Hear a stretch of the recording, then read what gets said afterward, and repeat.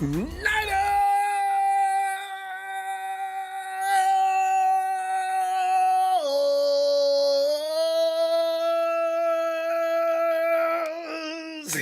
Bobbily zoobily, bobbily doobily doobily boobily bop.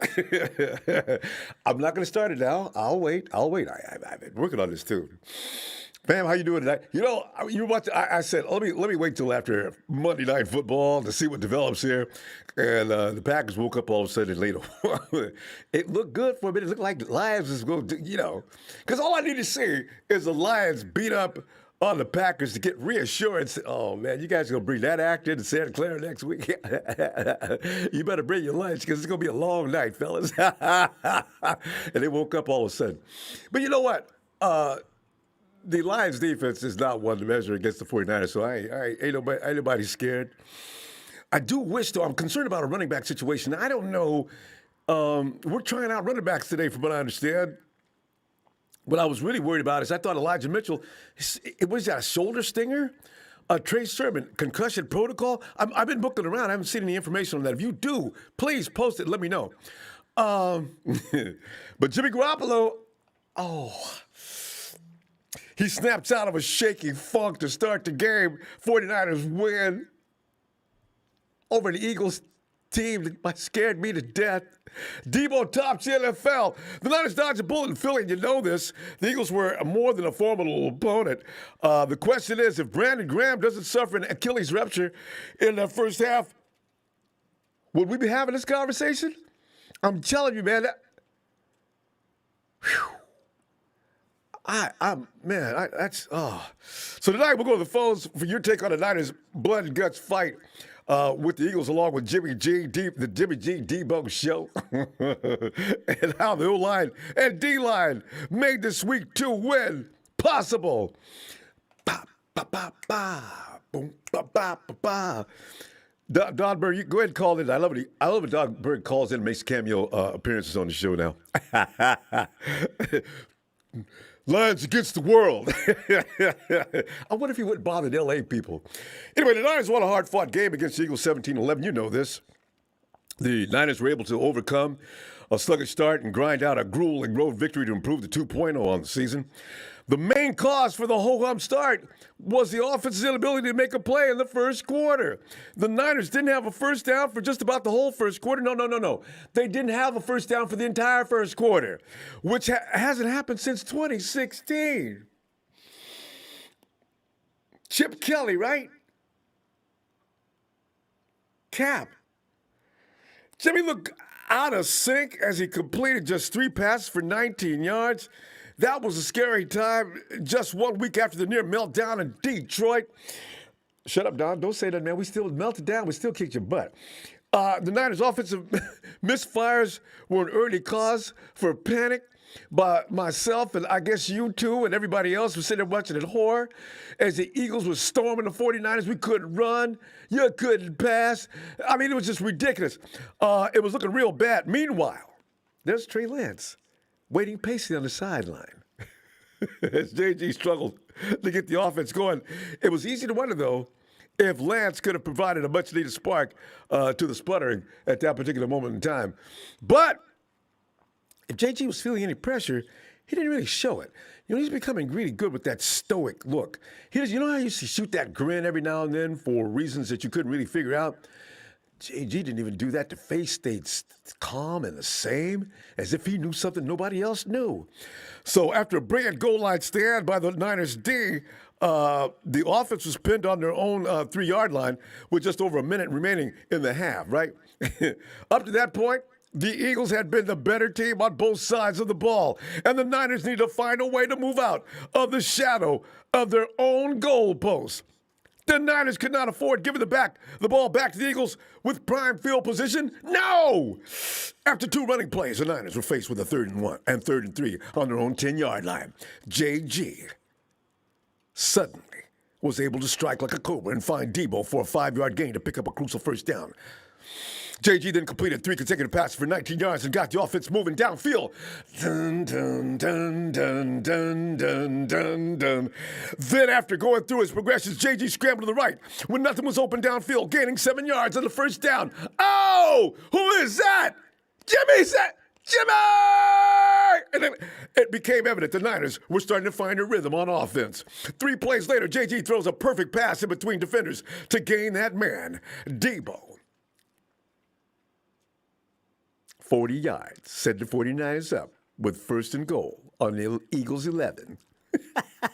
That drive into the next play as Garoppolo finds a wide open Jawan Jennings as he looks to his right, fades back. Boink. Oh! JJ! Joined by George Kittle. That was an enjoyable overback. I've got that. I've captured that piece. George Kittle's such a nutcase. I love him. Garoppolo went for a perfect 7-7 for 37 yards and a touchdown on that drive, while also running the ball twice for 11 yards to give the 49ers a 7-3 lead heading into halftime. While it was only a 4-point lead, the Niners were lucky to be ahead, and the momentum had begun to swing in San Francisco's favor.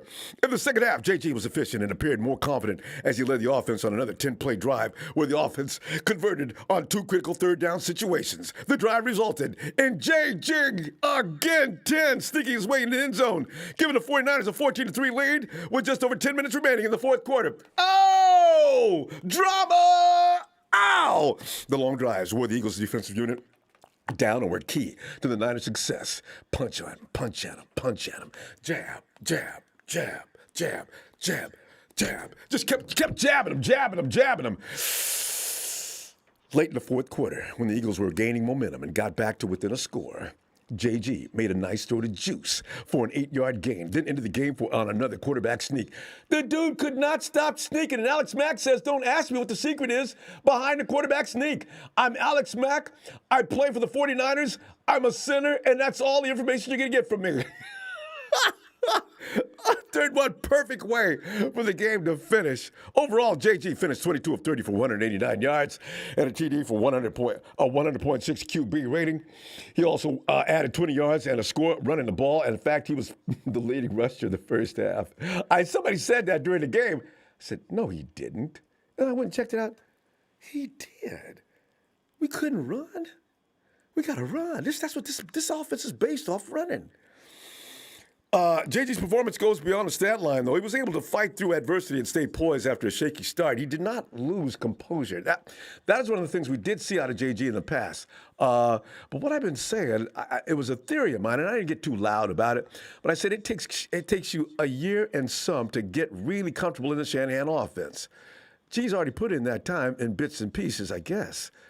Shanahan also alluded toward that in his comments the other day and during his press conference when he said, Jimmy G and he said something to the effect that him and G are usually on the same page. And G alluded to the same thing, saying that he knew what Shanahan was thinking before. You know, that's what you arrive at. Matty Ice once made the same kind of a claim. This is the page you have to get on. What worries me about that more than anything, if G's exit means next year, Trey Lance has still got to go through that. We'll see what happens, though. That shakiness had a lot to do with an Eagles defense that isn't getting enough credit, too, though. It's weird, but there's a certain calmness to the offense when JG's on the field. I don't know what it is. I can't put my finger in it, so I can't argue with anybody about it because I'll lose that argument in the middle. I don't know. He could play a really bad game, but somehow the 49ers are still going to win. 24-8 since he came to us. Why? Everybody says, Pussy, he hadn't played enough games. Maybe he'd have more wins, though. Yeah, I mean, if he was healthy the whole time. I mean, I can assume that as easy as I can him losing all the time. No matter what you think about JG as a QB, there are areas of his game that can improve. We all agree on that, but somehow he knows how to win games. We'll see if JG will be able to keep the offense moving as the 49ers welcome the Pack next Sunday night. Pack, please bring that same unity you had in Green Bay.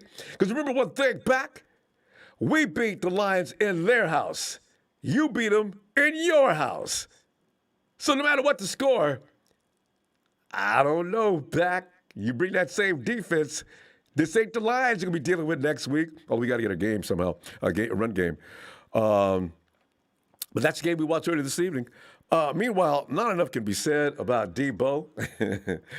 Deebo had himself another very impressive game versus the Eagles. Even more promising for the Niners is the fact that Deebo had a good performance against Eagles secondary that contains the likes of Darius Slay in the low-scoring war.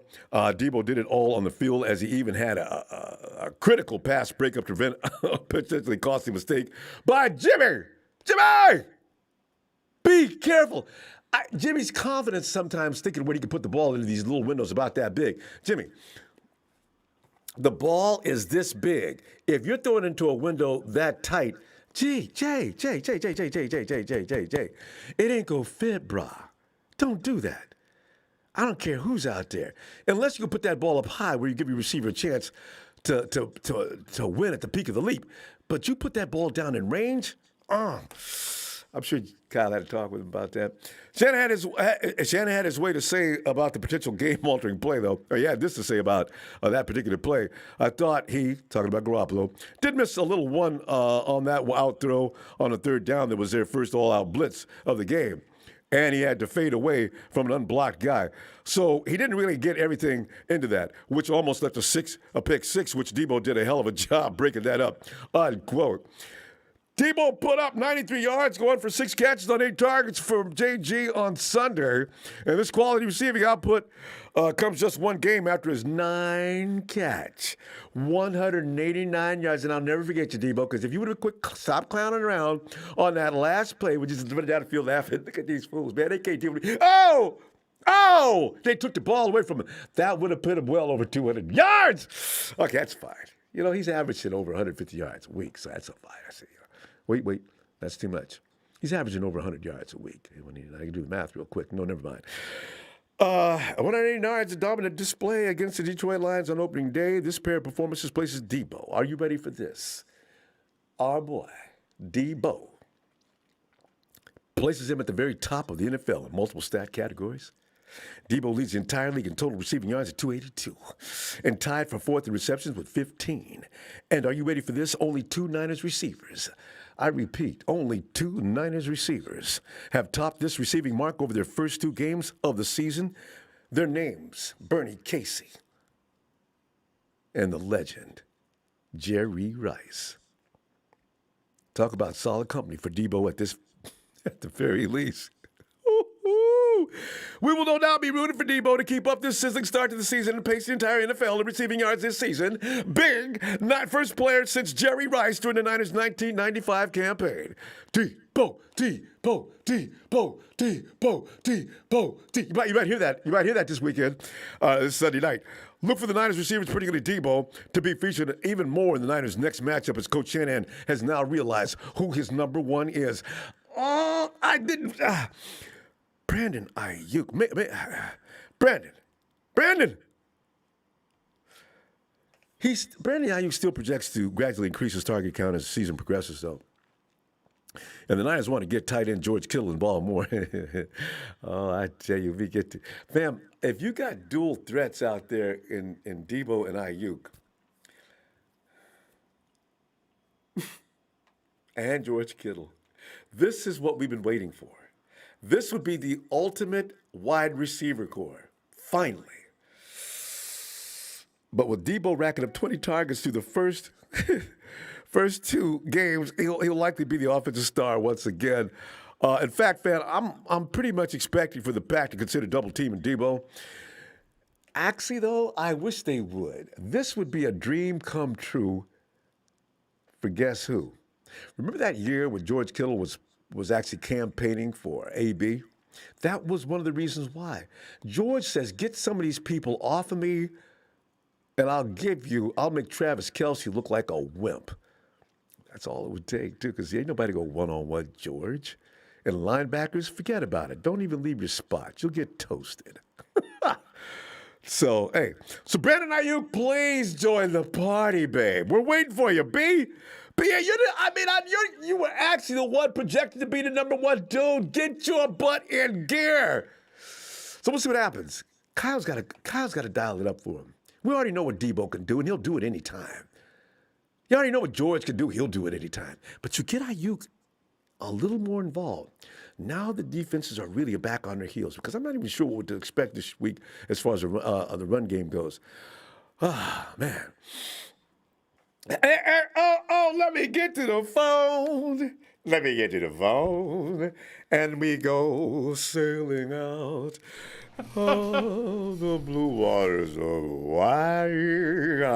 Tony, I know what you're thinking, man. You're thinking I had a little too much rum before this game, aren't you? How you doing, Tony? Not at all. It's early in the week, Ronbo. A little too, I mean, well, maybe you need a little bit of rum to get through that Detroit Packers game just now. No, that was hilarious. What was the final score? I stopped watching after about the 3-minute point in the fourth quarter. What was the final score on that game? It was like 35-17. 35-17. The first half was really competitive, you know. Yeah, and I thought maybe the Lions were actually going to pull one out for Don Burr, but unfortunately, no. The Packers just proved to be a better team, kind of, you know, and that's why that game kind of went. But how did? Oh my goodness, I didn't get a chance to call in yesterday, Ronbo. So it was good to get the second win against an NFC opponent on the road, but it was a very costly win, and the team, you know, I'm glad it's early in the season, because I thought that that game could have gone south in Philadelphia for us in a hurry. And as you pointed out, with Brandon Graham, tearing his Achilles, that was really the turning point of the day, where our offense was actually able to do something, which was kind of a little bit of a wake-up call. But much credit to Philadelphia, because they are a lot better than Build.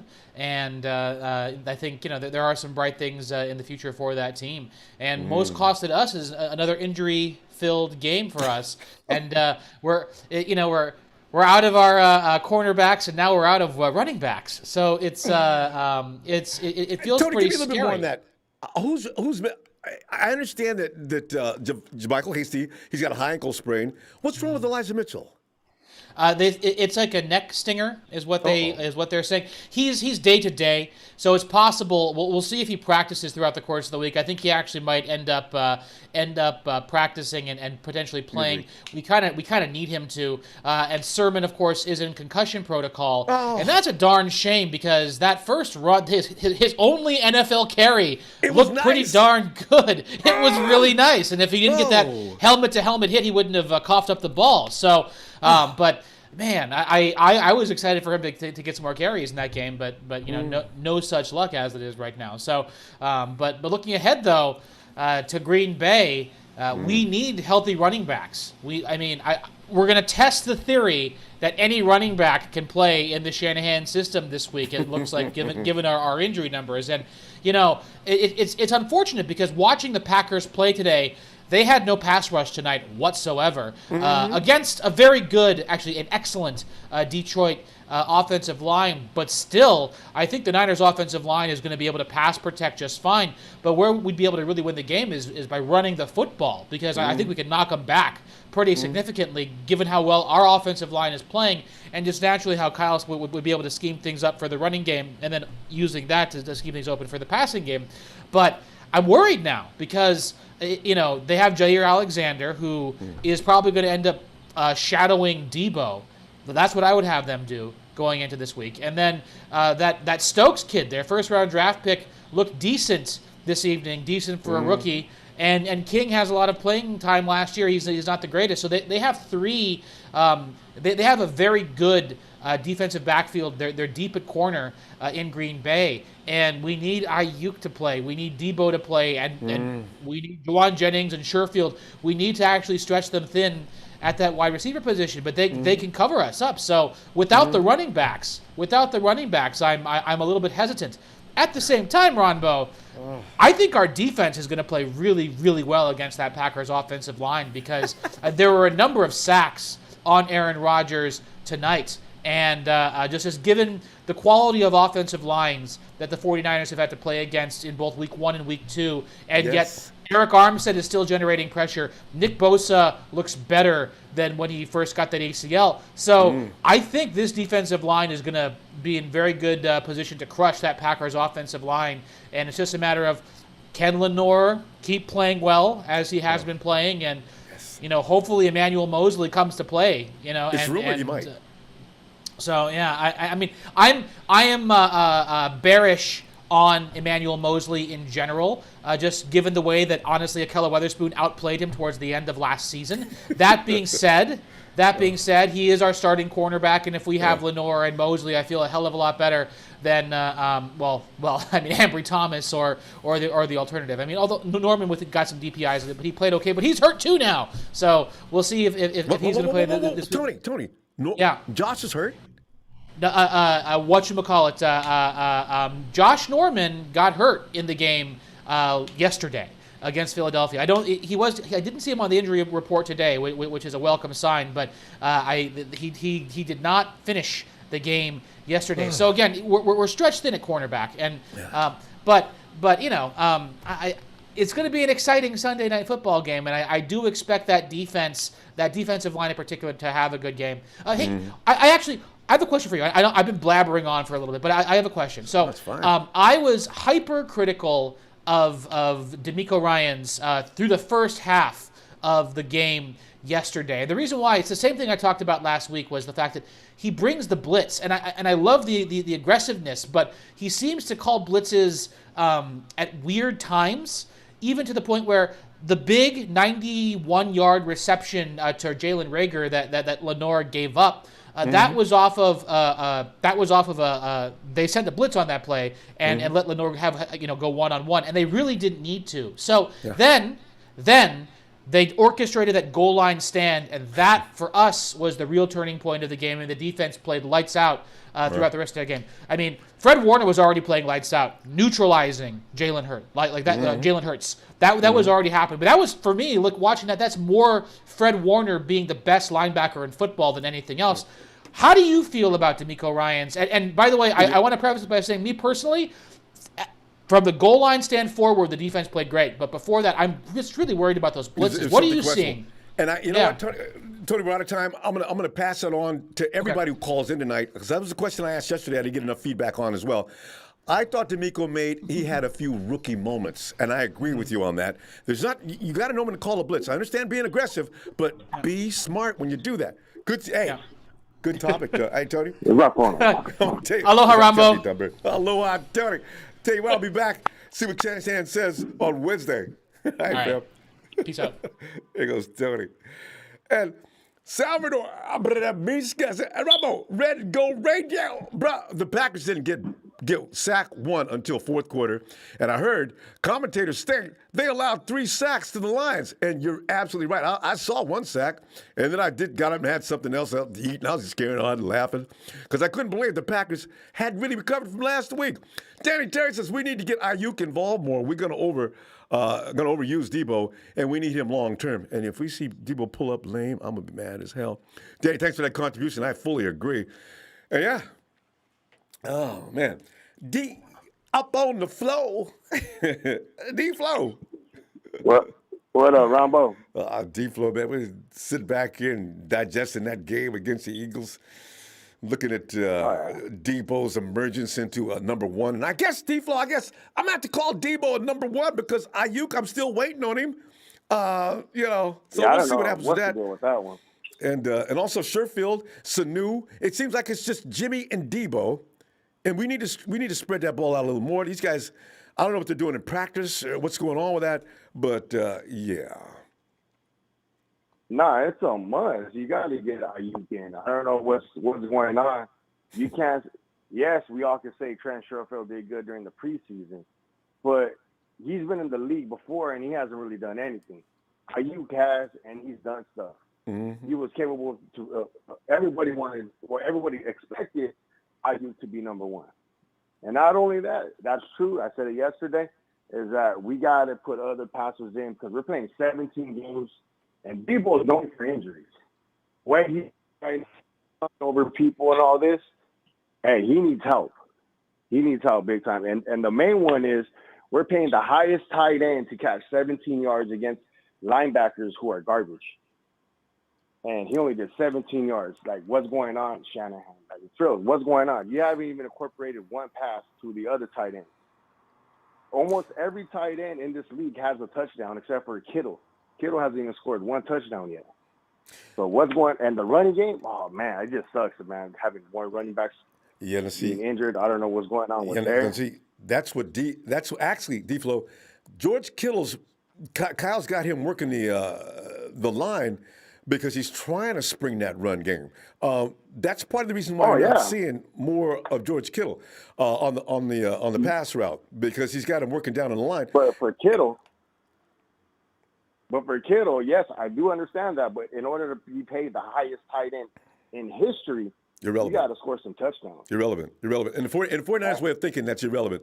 If he can do both, that's what they want to do. If he has to do one or the other, they're going to do that. But make no mistake, George Kittle is still the top tight end in the NFL. Tell you something else, D-Flo.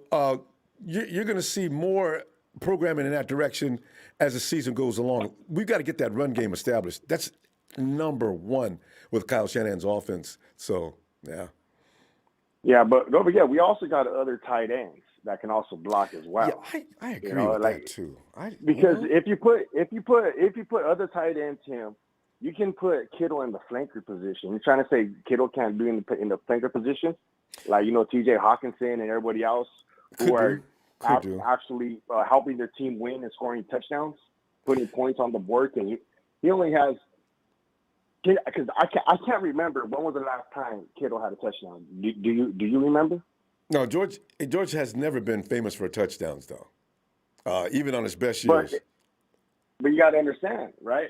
If you want to be a top wide receiver, they score a lot of touchdowns, correct? You want to be the top tight end. You got to realize too, it's not. That's not what all a tight end's about.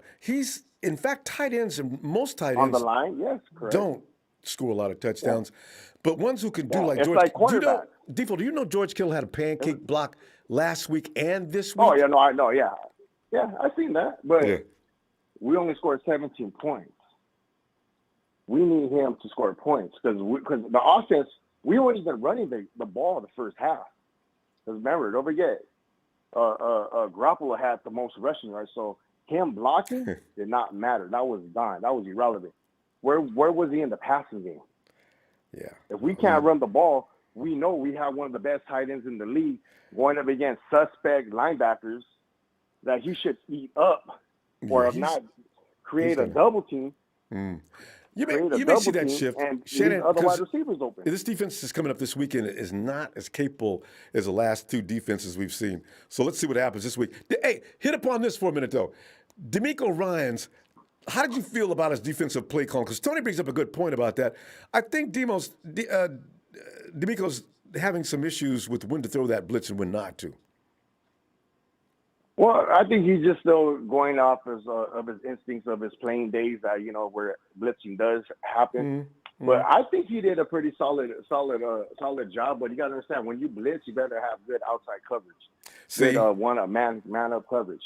Bottom line, right? That's there. what he has to worry about. Right, and the main thing is when you blitz, you got to make sure you pressure him. All right, that's the main thing. Because sometimes when they blitz, they weren't really pressured. Like their offensive line picked up the blitz, quite often, and that's going to give time for Hurts to scramble and have them but open other than that, avenues. He did a good job. Yeah, He did a really good job, in my opinion, because I don't know if it was a him or was it the run stopper in Kinlaw coming in because. You can see right there what happened because Kinlaw gets plenty of credit. Him, they were running on his. Yeah, they stopped it this week though. Man, they couldn't run. D-Flo, we got to pull up. They couldn't run at all. I know. We got to pull up. I'm gonna see you Wednesday after Kyle addresses this whole situation and find out. Maybe he'll say something about George Kittle. All right, Phil. Yeah, but not only that, because you're getting paid. Kittle's getting paid the highest tight end to not score touchdowns, and to me, every tight end that's in the Hall of Fame has touchdowns. Plenty of tight ends. Not just touchdowns. You're in here for blocking and being a GOAT. One of the best. He's already proven he's one of the best receivers in the league, though, fam. All right, I'm gonna see you Wednesday. Yes, sir. All right, D-Flo. Yes, sir. All right, Ronbo. Yo, Eric.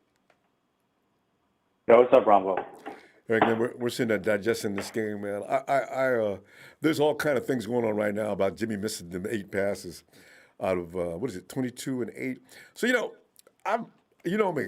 I'm looking at the game for what it is. As far as what I can see, all I know is that Eagles defense was hell. And when I see them dudes in Jimmy's face, and after Kyle finally figured out, you know what, I'm going to start throwing screen passes. I wish he would have came up with that idea a little earlier, but that is what it was. And also, Deebo looks like he's going to be our number one for the time being. But give me some on this, Eric.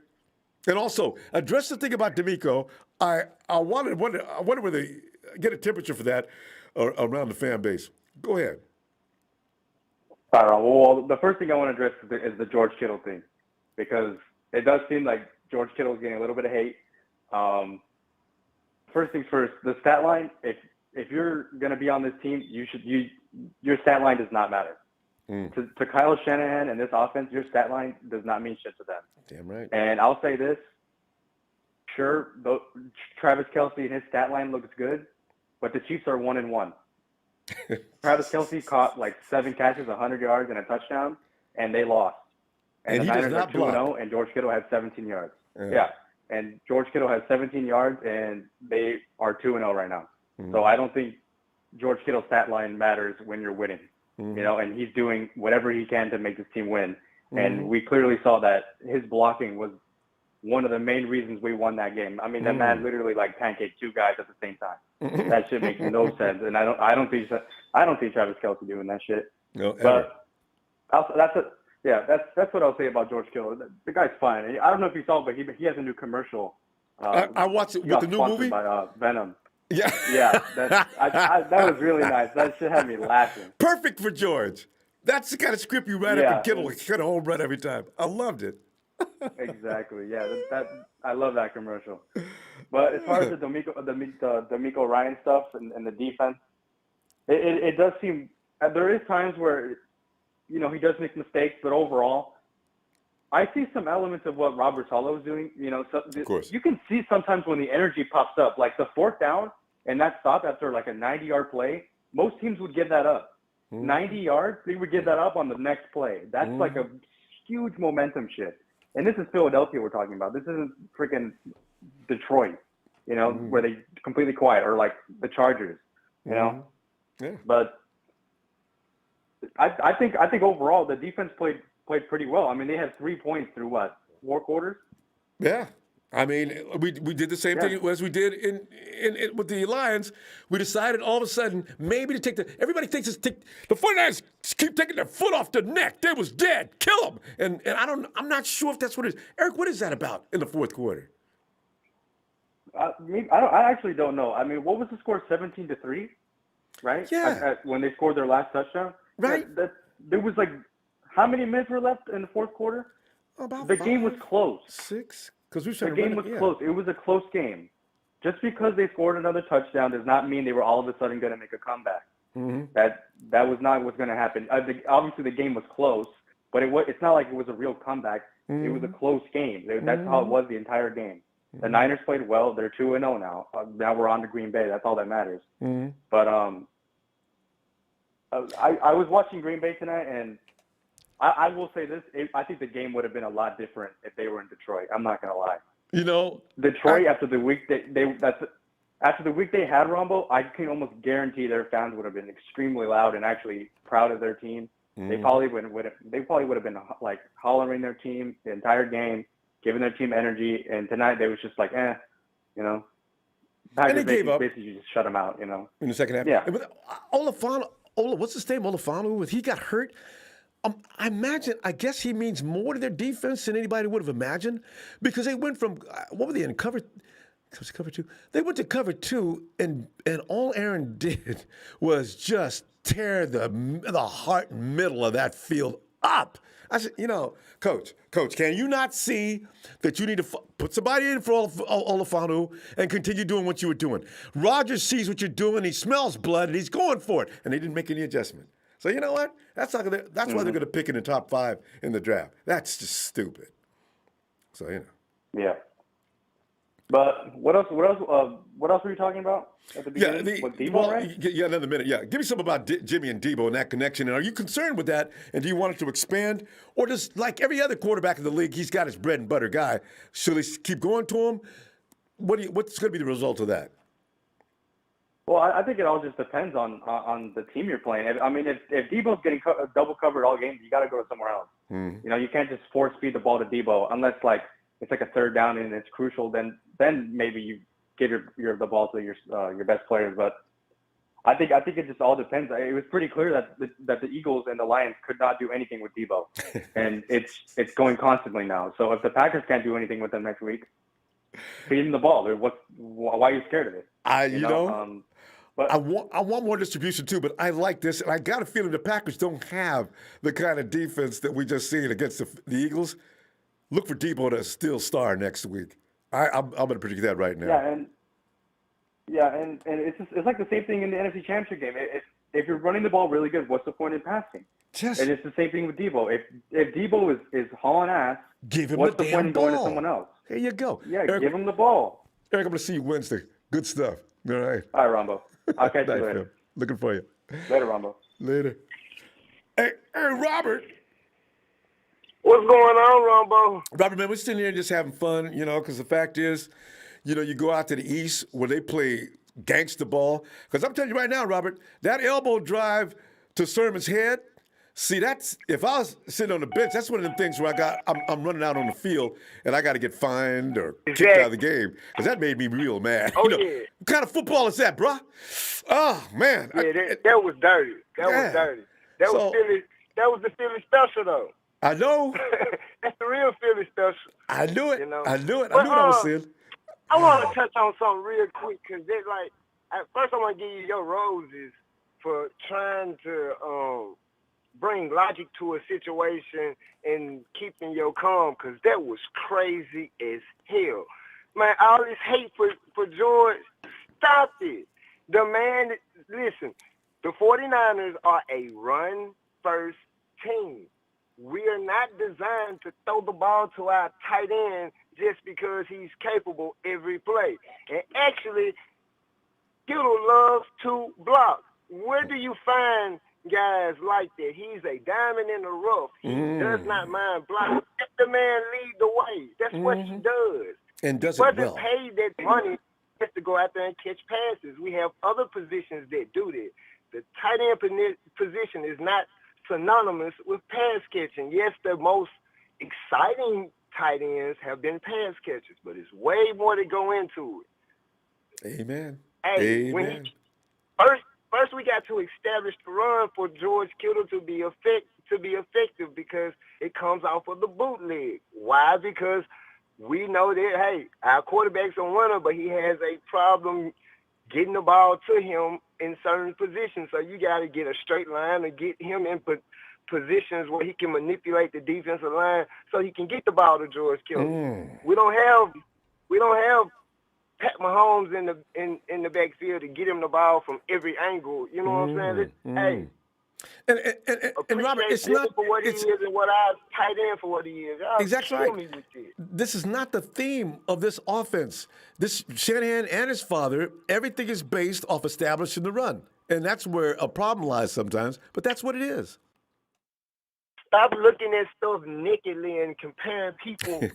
I like that. Comparing people, man. That's not what we're doing, man. If you want to speak about the sport, go learn the sport and understand why he does what he does. Some of y'all sound like y'all really don't know what's going on. Y'all really just like, y'all football fans, but y'all hadn't took time to learn the game. Like, really learn the game. It'll get better. And understand why, and, It'll get better. Yes, people watch. I think people just don't understand Shanahan's offense fully, or even to a degree. As you're saying, they're comparing Shanahan's offense with what they've seen around the league. And our offense is as different from Kansas City's as night and day. Anywhere where you see the tight end, even Phillies, when they used to use Ertz to death, it's different than that. We don't feature our tight end just to go out and get passes, and you're absolutely right on that. He's got a bunch of jobs to do. We don't run a lot of bunch sets and things like that. No, we put him in motion to move the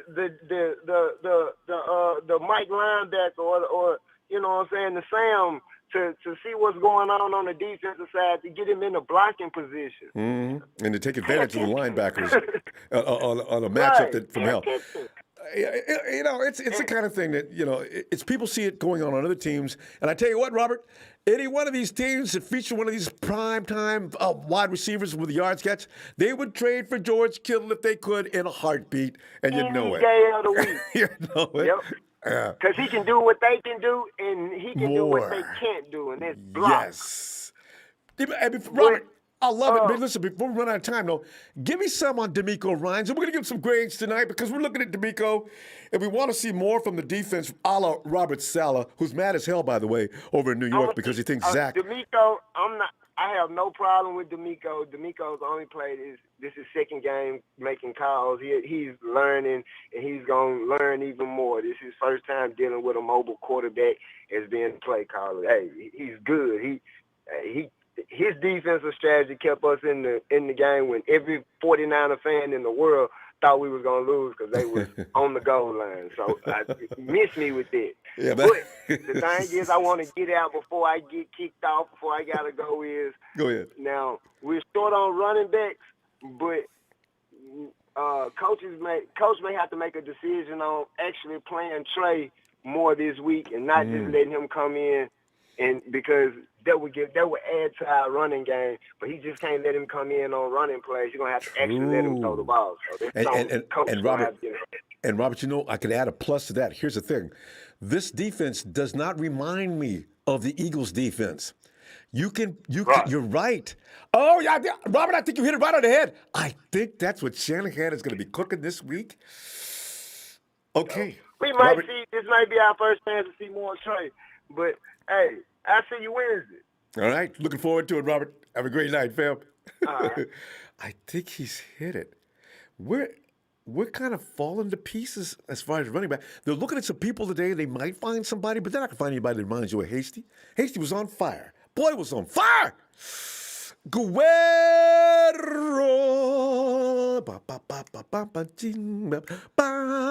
Oh, Ronbo, we got to win on Sunday night against Packers. Let's go, Niners. And how are you, my friend? Hey, Guerrero, man, I'm doing great, man. Because I feel good about the 49ers coming home. I got pumped up when I was watching Fred Warner say, 2-0, that's how we roll. We coming home. I said, Fred, get your butt over here, man. Come home now. Hey, Tony. What's up, Ronbo? Been a while. Hey, it's Tone. Yeah, it is. Because we got a few Tonys, Tony. But you, Tony, are the Tony. Tell you what, Wally, you and Tony Nagatani, you guys are both brilliant. Tony, give me some of that stuff, man, because I haven't seen you on Twitter in a while and laying out that knowledge like you like to do. Give me some on Jimmy G and his stuck in first gear. Also, give me some on Deebo, and are you okay with that connection that seems to be developing and starting to alienate the rest of the wide receivers on the team? And also, D'Amico Ryans' name's been brought up tonight as somebody who may have to stop making a few mistakes, or is he going to learn from those mistakes and get better? You're on, Tony. Yeah, so I mean with Jimmy, I'm pretty disappointed. He, the whole first half, just missed every throw over the middle, can't throw to the sideline. So really, you're limiting him to the middle of the field because he can't throw the opposite hash, and now he's not hitting those throws. It made Kyle Shanahan kind of retreat into a really basic offense that we saw. So I'm not happy with that at all. I feel like in the NFL, you need to not be reactionary. You need to kind of foresee the future a little bit. And what I feel like is going to happen is they're going to wait until Jimmy loses a couple games to say we need to throw in Trey Lance. I don't like that at all. And again, it's a reactionary thing. It's not foreseeing what's going to happen. What I think they should have done, because Jimmy is so limited and there's nothing he can do that Trey Lance can't do, they should have started him week 1 against Detroit and given him 2 easy games to kind of get in the flow of things so he'd be ready for week 3, week 4, week 5 when we have a gauntlet against Green Bay, Arizona, and Seattle. So I'm not very happy with Jimmy. I'm not happy with the way they're handling the QB situation. Because you know what they say, if you have 2 quarterbacks, you have no quarterbacks. They can't pick a – it's Tony, like they're trying to keep a win-now roster, right? But they're trying One question. Do you think Trey was ready for that Eagles defense? Because the first few minutes, Tony, that defense was scary. Yeah, I think he was, and here's why. They knew that Jimmy doesn't give you any element in the run game or in the passing game. if you can just load the box and keep him to throwing to the sidelines, that's the key to winning. And you saw the first few drives, they were just back in the box and you couldn't do anything. With Trey on the field, the linebackers are going to freeze, and they have to wait to see what he's going to do because he can just take off and rip one for 20 if he wants to. And then on top of that, too, you can't bring the safeties down because he has a rocket arm. So if he hits you on a nice play action, he splits the two safeties over top at the touchdown. There's just so much more that he can do that'll, for one, make the defense freeze, and for two, force them to be less aggressive because he can beat you in so many different ways. And the way I look at it, sure, he's going to have a few rookie mistakes, and he probably will have a few bad games, but the upside he gives you and the fact that he's going to make the game a lot easier for Kyle to call, to me, that's much more valuable while you're also developing him than having him sit on the bench and waiting for Jimmy to basically lose games. I don't like that at all. I really don't. All right. Tony, and move now to D'Amico, and tell me your feeling on how this is going so far the first 2 weeks, because we've seen comebacks in the Lions game. I'm not blaming that all on D'Amico, but I don't know that Robert Saleh's defense would have allowed that to happen. Nor would have. Yesterday was a different story. It was a little scary, but the timing, as Tony pointed out earlier about the blitzes, we're going to be aggressive, but do we have to be aggressive in a little more intelligent fashion, or are you okay with what's going on? I'm fine with what he's doing. It's his second, game as a defensive coordinator. He's going to grow. He's going to have growing pains. But last game, I'd probably give him a B+. That Jalen Reagor touchdown that got called back, I felt like that was purely scheme. And then the one to Quez Watkins that didn't get them any points, fortunately, I felt like, again, you can't leave Lenore on an island with their fastest receiver. I just don't think that was smart by him. But overall, he made good adjustments, good against the run. So I was impressed. I think, the score didn't really match how well the Eagles did on offense, but it was good. I feel like he's going to be good in the future if he has some DBs to work with. It really depends on how well the DBs play. So far, Norman and Lenore look good, and Mosley's coming back, so I don't have any concerns right now. Yeah, because I've been impressed with Deebo. He fell down. I always, I've played this game. I know what happens to the cleats when you're trying to flip your hips and get your foot working right. Every now and then, you panic and the feet do weird things. And it takes a long time. You got a little reputations. But you've got to be able to stay calm when you make that spin, because as soon as that receiver went by him, and he's a little slow, he freaked, and he went down to the turf, and there was no way he was going to recover. All of a sudden, you see Kwaski T sprinting across the field, which, by the way, Tony, I didn't know Kwaski T had that kind of speed.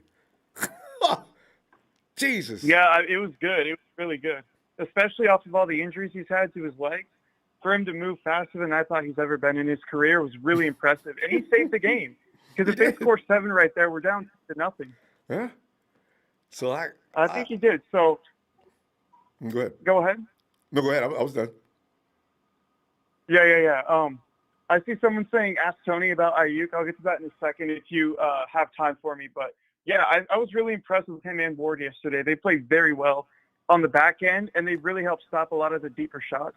Because I felt like they were only throwing screens or they were throwing 40-yard bombs. Mm-hmm. Our corners were locking up very short, and our safeties are playing really well deep. So it really made for a great game plan against the Eagles. Tony, I'm gonna have to wait for Wednesday, and I wish you'd get back in Wednesday. I'd love to hear your take on the wide receivers. So let's wait for you then, and if you got time for us on Wednesday, all right? All right, sounds good, Ronbo. You have a good one. You too, Tony. Good stuff. All right. There he is from the state of Tennessee. Tennessee is a state, right? We don't learn about geography. When you're a jock, the teacher just makes sure that you get to practice on time. But here is Dr. Papa Duranggood. Bob. To the dozens of listeners. Yes. And the hundreds listening around the world. Yes. Let's get ready to Ronbo.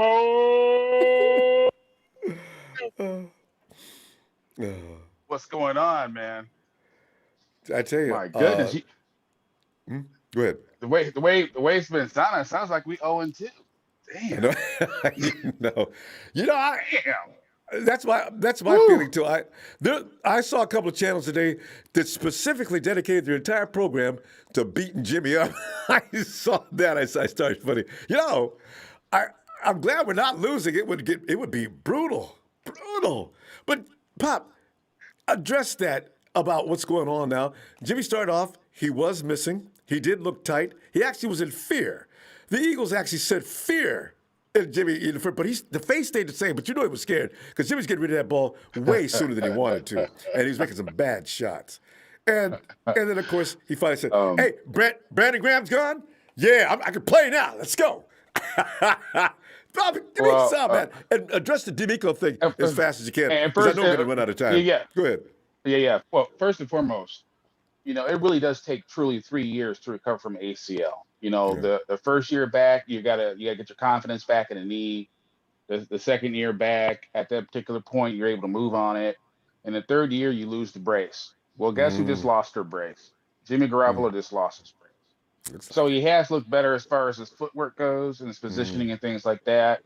But, when you play a certain way for such a long time, it's hard to get out of those particular habits. And what's happening right now to the running game is not that we forgot how to block. It's that basically Philadelphia sold out to stop the run. And that's what teams have been doing the last 10 starts that Jimmy has played.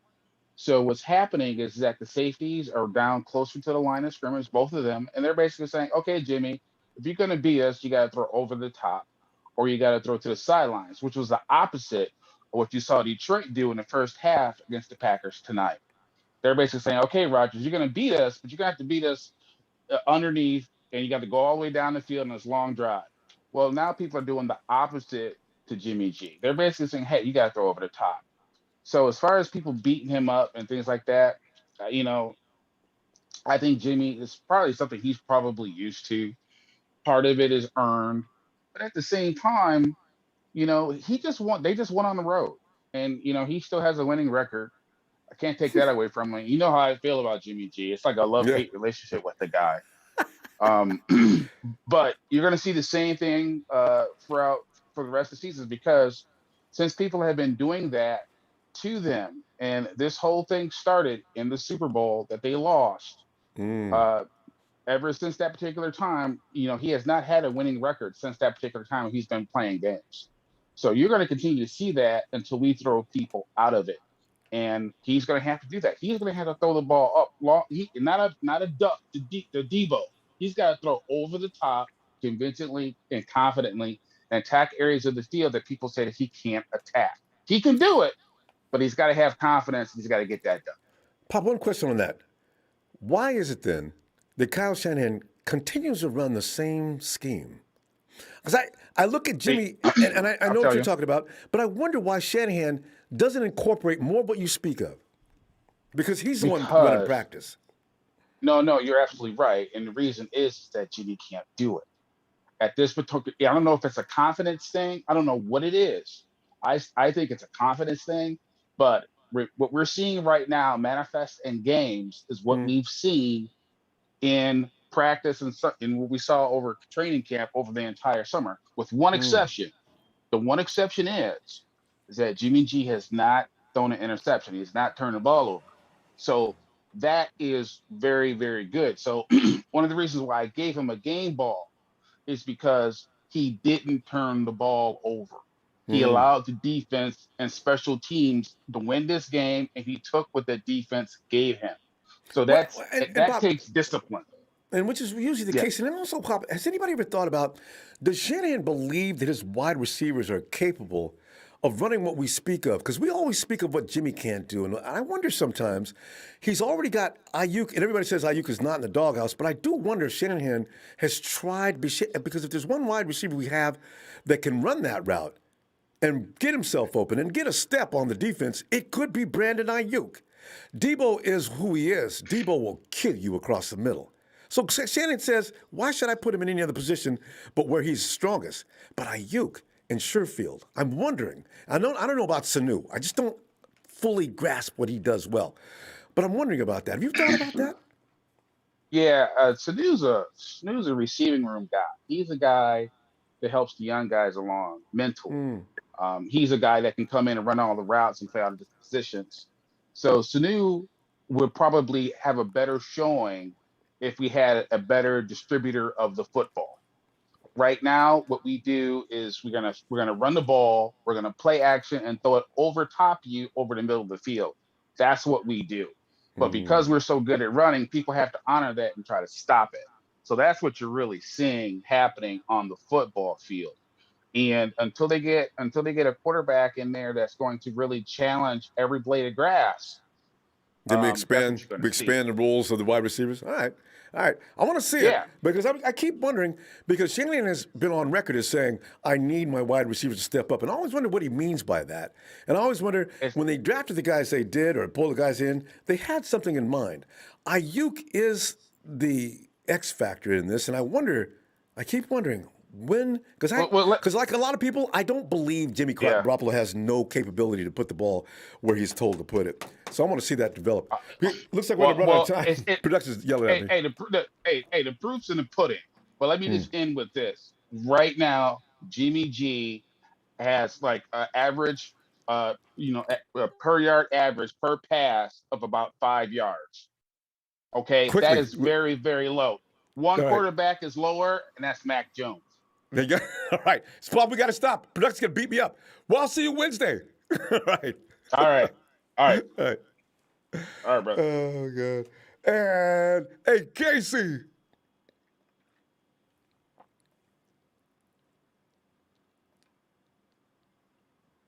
Casey. All right. It must be George.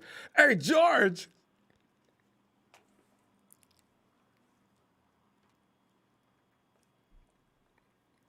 Is that phone okay?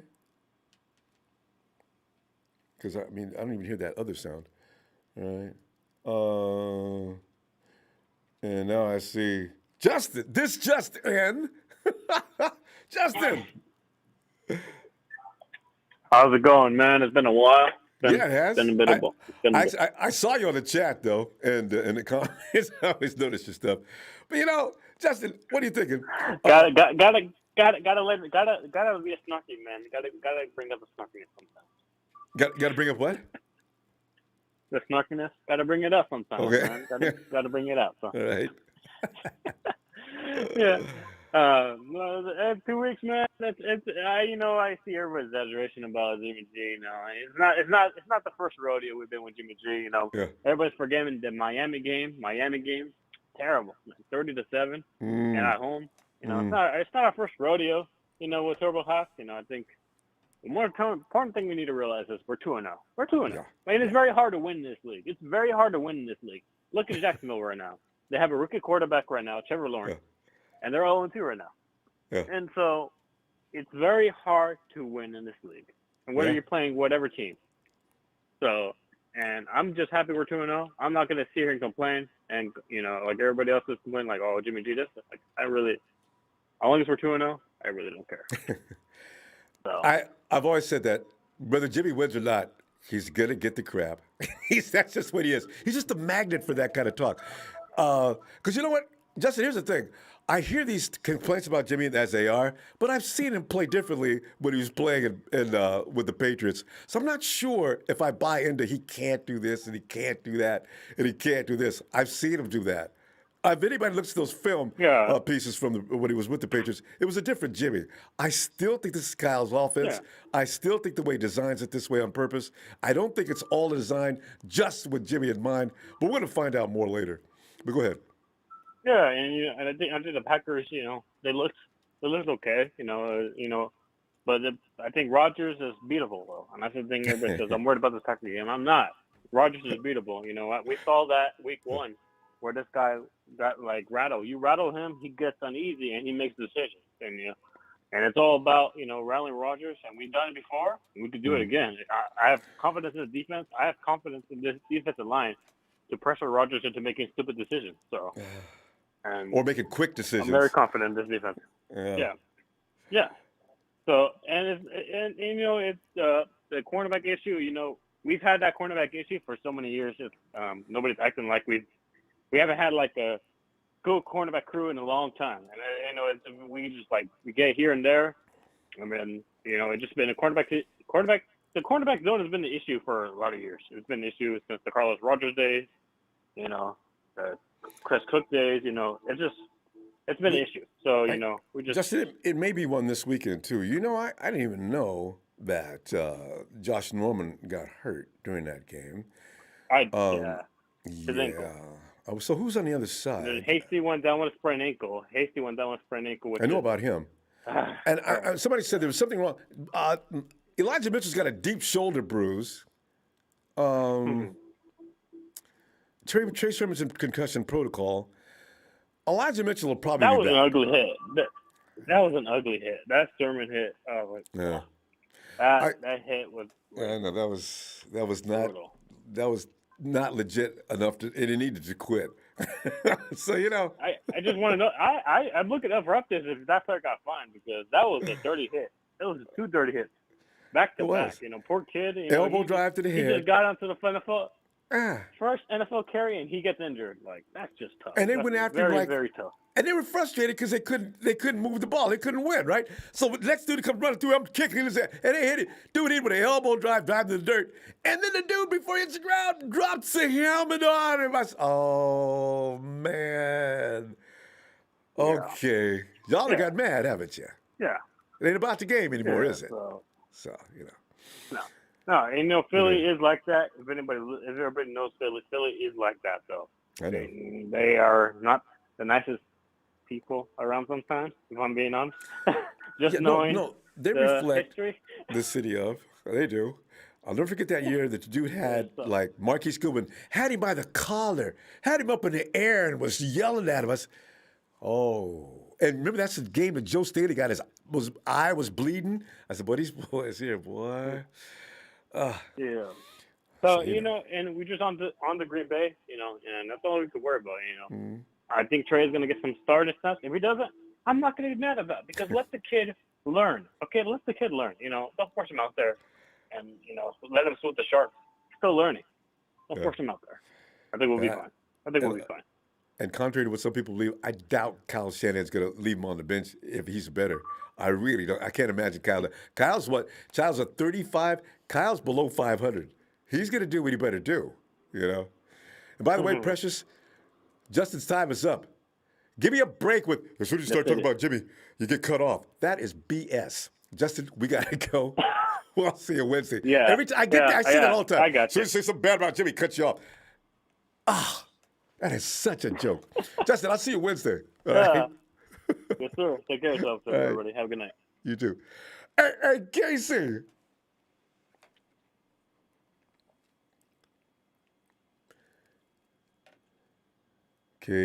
Casey. George, are you ready? Bo. There you are.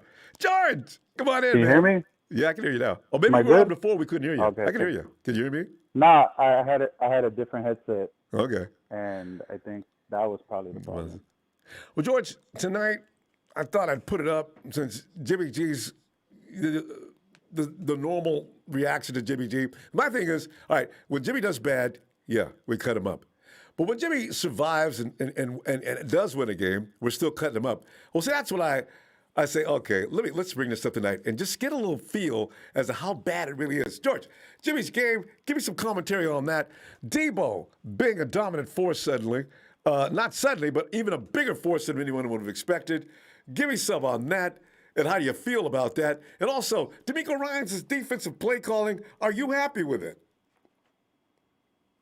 All right, with the Jimmy, I'm on your side. Well, there's not have to be my side because people think I The- do the- like Jimmy, the and I guy probably came say too in- many nice things about him. But go ahead. Yeah. I know a lot of people give him crap about, he's just a pocket quarterback. He can't go, try to scramble or stuff. Of course, pre-ACL, he was able to do that. That's why he got the big contract and stuff. But post-ACL, it's a little harder for him. But what I love is that he's still trying. He hasn't given up on this team. He ain't Aaron Rodgers, trying to make I some like that. controversy I like the and comparison. stuff, So, he's here to ball out. You know, and what I like is he's a great teammate. You know, if Trey goes in there, he's gonna support him. Like we should be supporting the whole team. You know, it's not just star players; it's the whole team. So Yeah, 'cause we got a lot of stars. I like with me, Jimmy, he did all right. I can't blame him if he had all this pressure from the whole D line, you know, and the offensive line played a little terrible, but you know, I'm glad sometimes he threw it out, and I'm glad sometimes he stuck in there, got hit, and try to complete a pass. He's trying to give us a win. So with Deebo, we got him, you know, because we knew he could do this. Ayuk, we know what Ayuk can do. Yes. Check it out, Ronbo. Mm. I know football's a lot different than soccer, but I have tore both of my hamstrings, you know, each leg, and I pulled it, you know, and I had one. I've never let me had tell two. you, man, if you pull your hamstring, you're looking at about, you know, 6 for weeks. professionals, you're looking at about like three to 4 weeks, you It took know, me 6. minimum, right? And you're But scared. You're with scared to us, explode. you know, yeah, and so tearing a hamstring, that's going to put you out even longer. Yep. And so I don't blame Shanahan, you know, for like not going to him. He doesn't want to risk injury. That's why he took out players. That's what he's trying to. He knows we got this bug, and he's trying his best to like make sure that we can go in with a complete team. So I don't blame the dude. You know, he has some bad luck on his hand too. So, but he keeps us George, in there, man. You're Like talking he about gives us. Ayuk, right? And his hamstrings? No, I'm talking about Shanahan now because. Oh, with his wide receivers, I know, because You know, they're all famous for the yeah, hamstrings. so he's just trying to take care of his players. You know, as a coach, you want to finish the season healthy, so you got to try to do your best on your behalf. You know, to try to make sure your players, you know, stay healthy. So. You know what? But one thing I wanted to say is, Ronbo, is my lady is a Packer fan, so on Sunday it's going to be a pretty crazy night here in my household. So. God. But honestly, like this weekend, Ronbo, as much as I like Jimmy and everything, I honestly think we have a better chance to win with Trey just because we don't have running backs, and the ones they are going to bring in, they're not going to grasp the book right away. They'll go with the simple stuff, but they ain't going to get that nice little trickery we do. So Trey would actually serve good with the RPOs and try to like scramble and stuff like that. So and I kind of fully expect that to be the case this week. What I do see from Trey though is Shannon's also got he put Trey against the Lions. Those were strange play calls. Trey didn't have any option. It was I didn't even see a receiver or running back, and I was wondering, okay, this is an RPO, and Trey just ran right into 5, 6 guys. I said, that can't be what they practice. There must be something wrong, and also develop that. See, because I understand we would want Trey in there for, but let's prepare him properly. He's a rookie. He went 1 year in college, and he went 1 game last year. He needs a little more prep. He needs a little more setup, you know. So hopefully they do that to put him in there. Yeah. One last thing before I go, Ronbo. I know we got to cut it short, but I love that the media is treating us just like 2019. We're 2-0, and they barely even talk about us. What's his name? Skip went straight to the Cowboys again. Like when we were, when he was discussing the 49ers. So I was like, oh man, here we go again. So call us pretenders again. Like Sherm said, pretenders, until we made it to the Super Bowl. So they'll be fine. I don't see us going straight there, but right now, like I still got faith. George, we're going to stick in there. We still can pull up wins. It's week 2. What you're seeing now is not what you're going to see in week 6. I'll tell you what I'm going to do. Hey, let's look for you Wednesday. All right, fam. Okay, man. All right, have a great man. night. Thank you for taking my call. Always a pleasure. pleasure. You too. Thanks.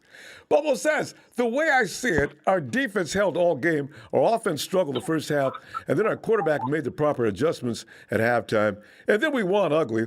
Pretty much what happened, you know? So, yeah. But thanks, Bobo, for that contribution. Here we go to Big Win. What's up, fam? What's going on, Ronbo?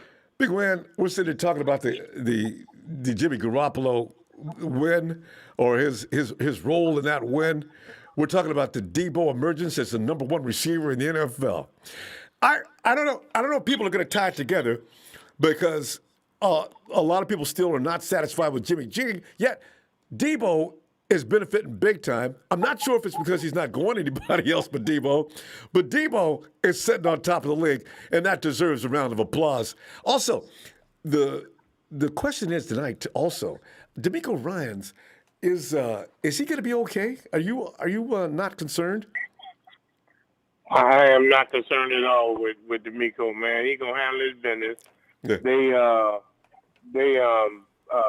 The defense played their ass off this weekend, man.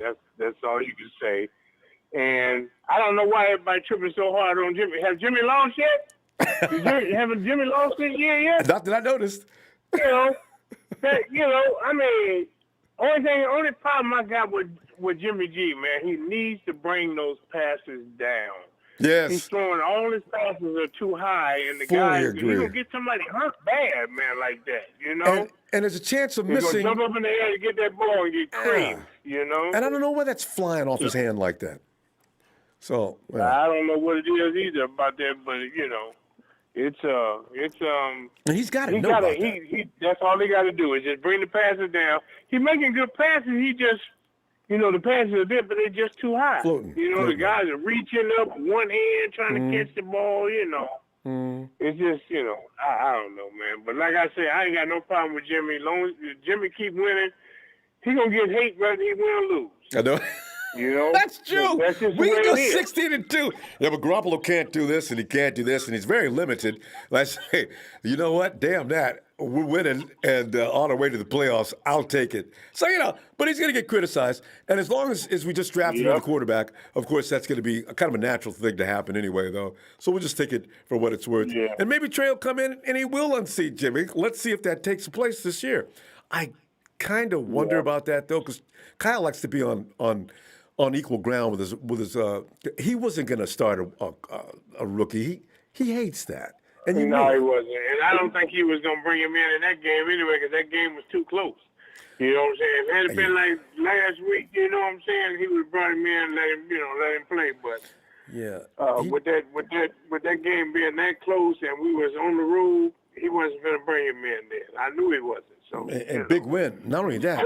Jimmy used to that pressure. He can deal with that. And that Eagles defense, I don't care what anybody says. Any quarterback was going to get hurt. I mean, you know what? I wouldn't have put Trey in that situation either. I could be wrong, but I wouldn't have put him out there in that situation either. That defense is scary. They was cracking, man. They wasn't playing. And that hit they did on that dirty hit they did on Trey, that was bad too, man. Typical. I couldn't believe that. And then everybody talking about the running back. I mean, not the running back, but the defensive end that let that guy go. He had already pushed him out of bounds. He knew he was out of bounds. Yeah, I know. Fooled me too. Why he gonna keep running? That was Deebo. He was already He dropped his hands. Deebo seen it. I didn't see it. I was yelling, Deebo, what are you doing? I didn't know. He had already pushed him out of bounds. He knew he was out. So, why you going to run down the field for nothing? You already know he was out of bounds. And just so happened, they called. Big Win, he did exactly what the referee, I'm glad the ref seen it. He stepped out of bounds, had an unmitigated audacity to come back in. I said, you know what? Because the film didn't show that until after the replay. So I didn't even know what Deebo was doing. I saw it as soon as it happened. I said, he's out of bounds. Yeah, I saw it as soon as it happened. I was like, he out of bounds. We ain't got to worry about him. He come right back in, they throw it to him. I'm like, okay, well, they're going to call it back. I knew they was going to call it back. God. But anyway, Ronbo, I know you got a lot of people want to talk, man. I just wanted to get in and holler at you. Big, I'm on work for a little while, so I ain't out there in my big truck. big truck making the big bucks. Just trying to make one buck. You know what I'm saying? That's all I know. But yeah, I had surgery on my wrist, so I'm gonna be. I'll be at the game on Sunday though. All right. So, yeah. Should be fun. Yeah. I tried to hit you up. Yeah. All right. While I'm Look at at the it. game. So. Big Win, you know what you need to do, man? Drop me a line at rombosports@gmail.com. rombosports@gmail.com. And let's see if we can hook you up during the middle of the game. That'd be fun. All right? I got you. All right, fam. All right. Talk to you in a bit. All right. Take care, Ronbo. Love your You too, show, fam. bro. Yeah, thanks, All right. man. Later. Hey, Frank.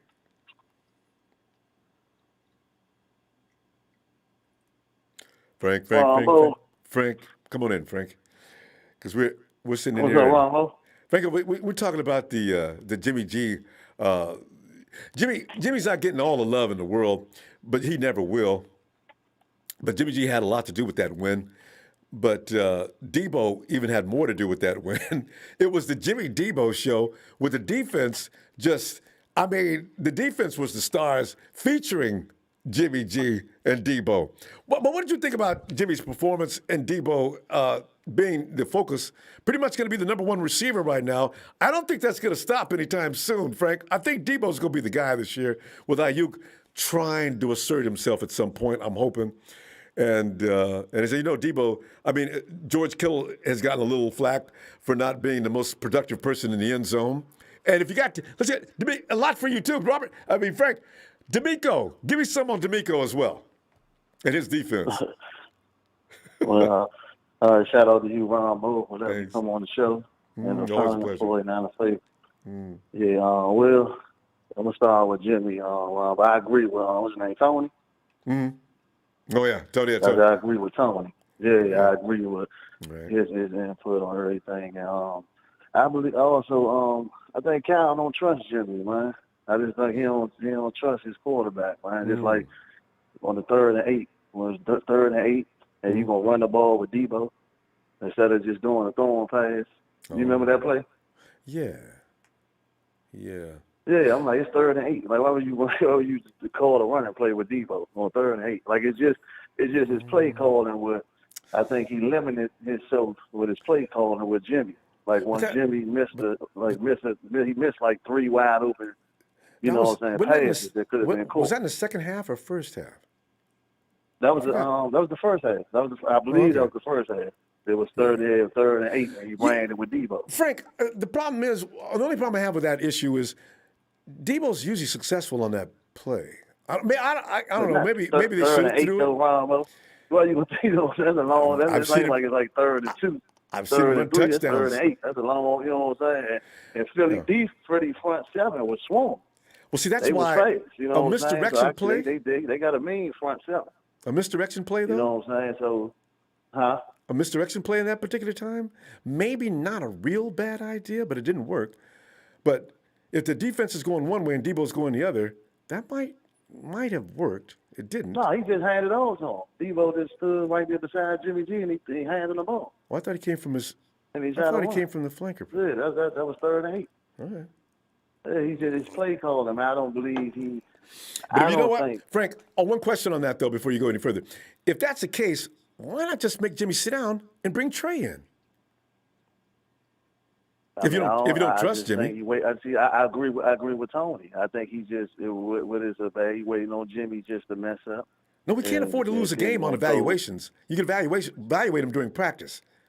I mean, he could have pulled Jimmy G in that game off of them three missed throws he missed, and then almost a pick 6 if Deebo didn't broke up the interception. Okay, so you know what I'm saying? From what you just said, though, you know what I'm saying? Like, I do, but if he doesn't trust Jimmy, sit down, Jimmy. How come not? I mean, that's you're right. So I don't really know. That's Kyle. He's supposed to be the genius. So, you know, I guess it's Kyle. So we're gonna see. I mean, it's the 2 teams we played, we supposed to win. You know, but the mediocre teams. But, the Lions. You know, yes. now it's about to start getting. Okay, you know the point spread against Philly, right? It was 3. You know what that means, don't you? That means even up. Oh, well, yeah. Well, no, opposite. Actually means 6 point. Actually, yeah. All right. Because you got to look at it. The Philly wasn't scared of Jimmy. That's why they stacked the box. Teams gonna do that. Okay, Jimmy gonna have to beat us. The Jimmy gonna have to beat us. You know what I'm saying? Like with Trey in the game, they're not gonna play that style of defense. They're not gonna stack the box, so they know Trey can run with his legs and he can throw. Like I'm not knocking Jimmy. We won, but for real, we barely squeaked this game out against Philly.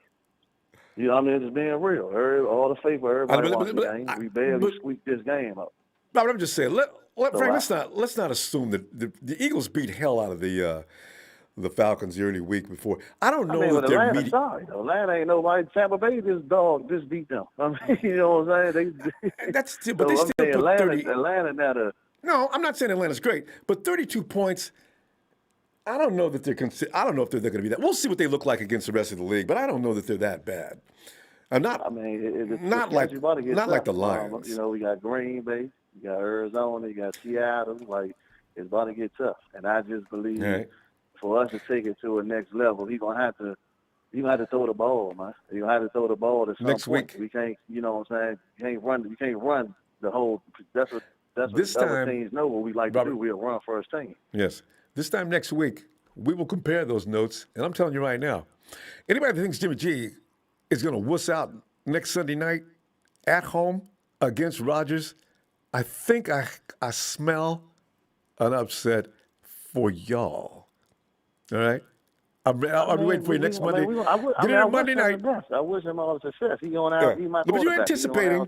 You're anticipating stacking the box. I'm just going on my observation with my eyes. All right. You saw it too. I mean, he didn't play. You know what I'm saying? Mm-hmm. That's all I'm saying. I'm not trying to, downplay him, but he had an okay game. There wasn't a game like, wow, Jimmy did this, Jimmy did that. No, he looked like the same Jimmy. Straight slant passes to Deebo, cross the middle, the same thing. I mean, that's what our offense looked like. That's true. You know what I'm saying? So, but I mean, on to D'Amico Ryan. Robert, the defense did a hell of a job. The defense, only thing we need a corner, Ronbo. We need a cornerback. I got it. We need a cornerback. Frank, we're out of time. I'm getting flack. I'm sorry. Let's see you Wednesday. All right. And I agree about what you just said about the corner, though. Yeah, we need a cornerback, Ronbo. Right. They need to be on the phone with Sherman ASAP, Ronbo. On the phone with Sherman ASAP. Well, shout out to you, Ronbo, man. Appreciate everything you do for the faithful, man. Love you, man. Love you, faithful. Love you back, and Frank. Everybody stay positive, stay COVID free. Exactly. Take care, Ronbo. See you Wednesday. All right. Looking forward to it. All right. Have a great day. Night. You too, Ronbo. Bye. All right, let's go quickly to Darius. Darius. Good, Ronbo. Darius. Well, Darius, it's a Jimmy roast. But, it's like, I still think that wasn't a bad performance. And under the conditions we were under, in a hostile environment, with an extremely hostile defense, I still am pro Jimmy on this. I thought he had a pretty good game. But Darius, that's just me. What do you think about Jimmy's game? And as far as that goes, Deebo being top of the league right now as far as a receiver. And also, if we can move quickly, let's get a little bit from you on D'Amico Ryans and his play calling. Yeah.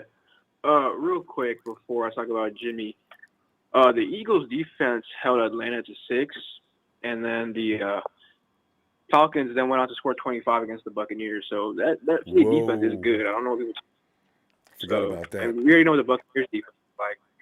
It's not like the Falcons got points in the fourth quarter. They got that 25 through the first 3, and when they had the 25, it was actually a 28-25 game at the end of the third quarter. So it was close at the end of the third quarter. So.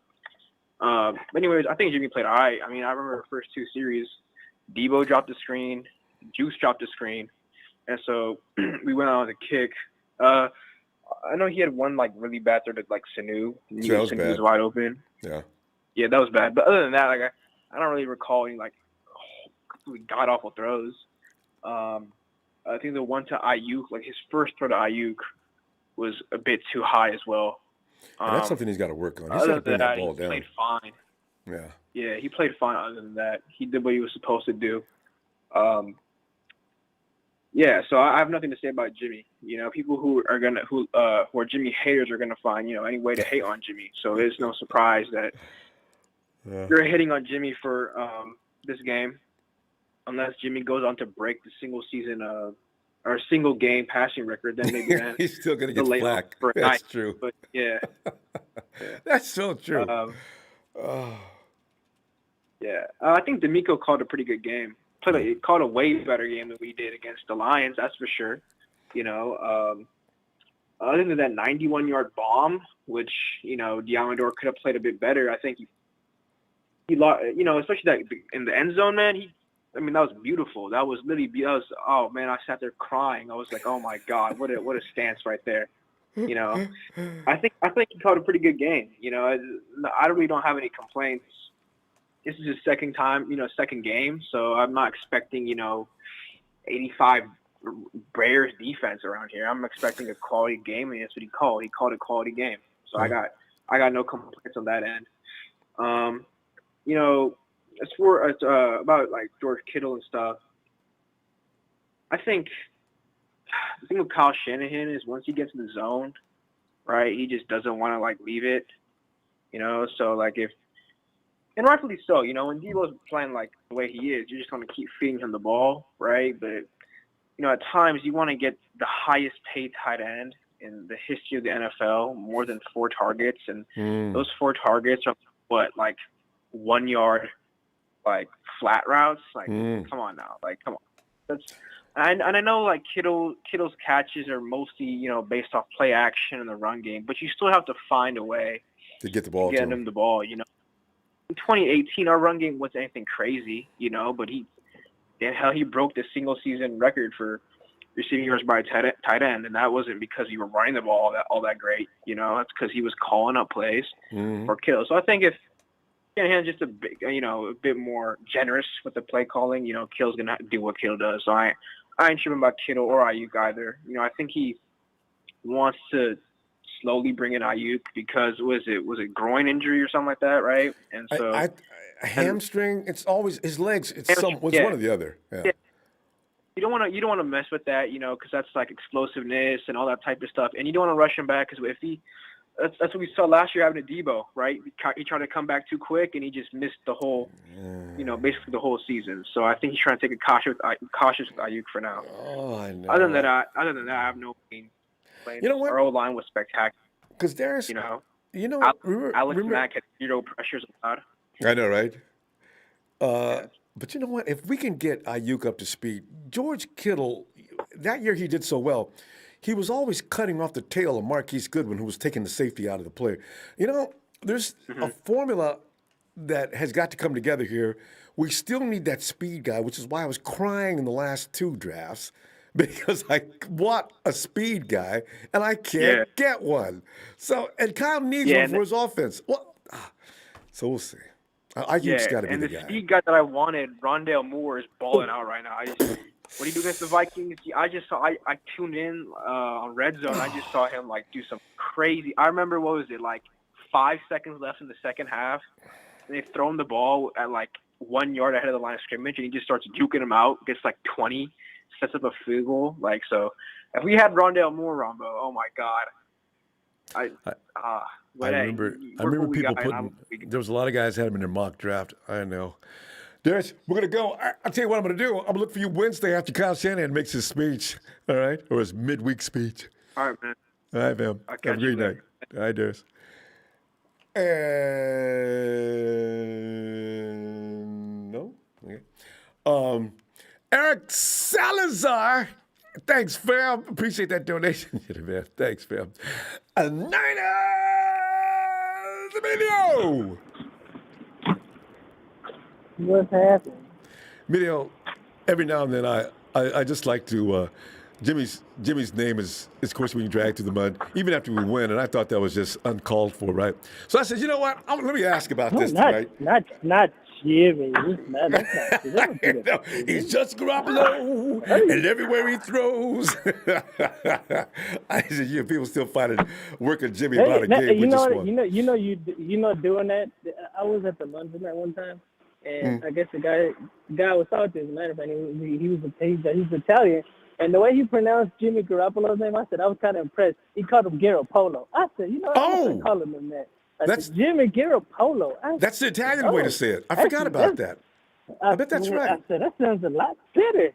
He said, hey, his name is Jimmy Garoppolo. I said, hey, I like that better. That's about as Sicilian as you can get. I mean, I didn't think about that. I never thought about that. Because, when a name gets to American, it always changes, Latino names, Asian names, they all change for Americans to be able to pronounce it, right? But Garoppolo is not that hard for anybody to pronounce. He could have left that alone. No, no, but No, with Jimmy, I like how he played. He did have his moments where he was pissing me off. Him over throwing receivers. I said, come on now, dude. But I kind of understood because the Eagles do have a front seven. They did get in Jimmy's face a couple times. So I understand why he was throwing the way he did. But he has to calm his nerves. He really has to until he finally did. He started playing a lot different. He started hitting the receivers on point. So it's just, but Brandon Graham got hurt and left. I really hate to admit that, but I think that's what made things relax a little bit more because now they don't have full force out there like they did. I think they lost another guy too. No, but like I said, he had that he had that line all in his face. He finally got a break and he was able to throw.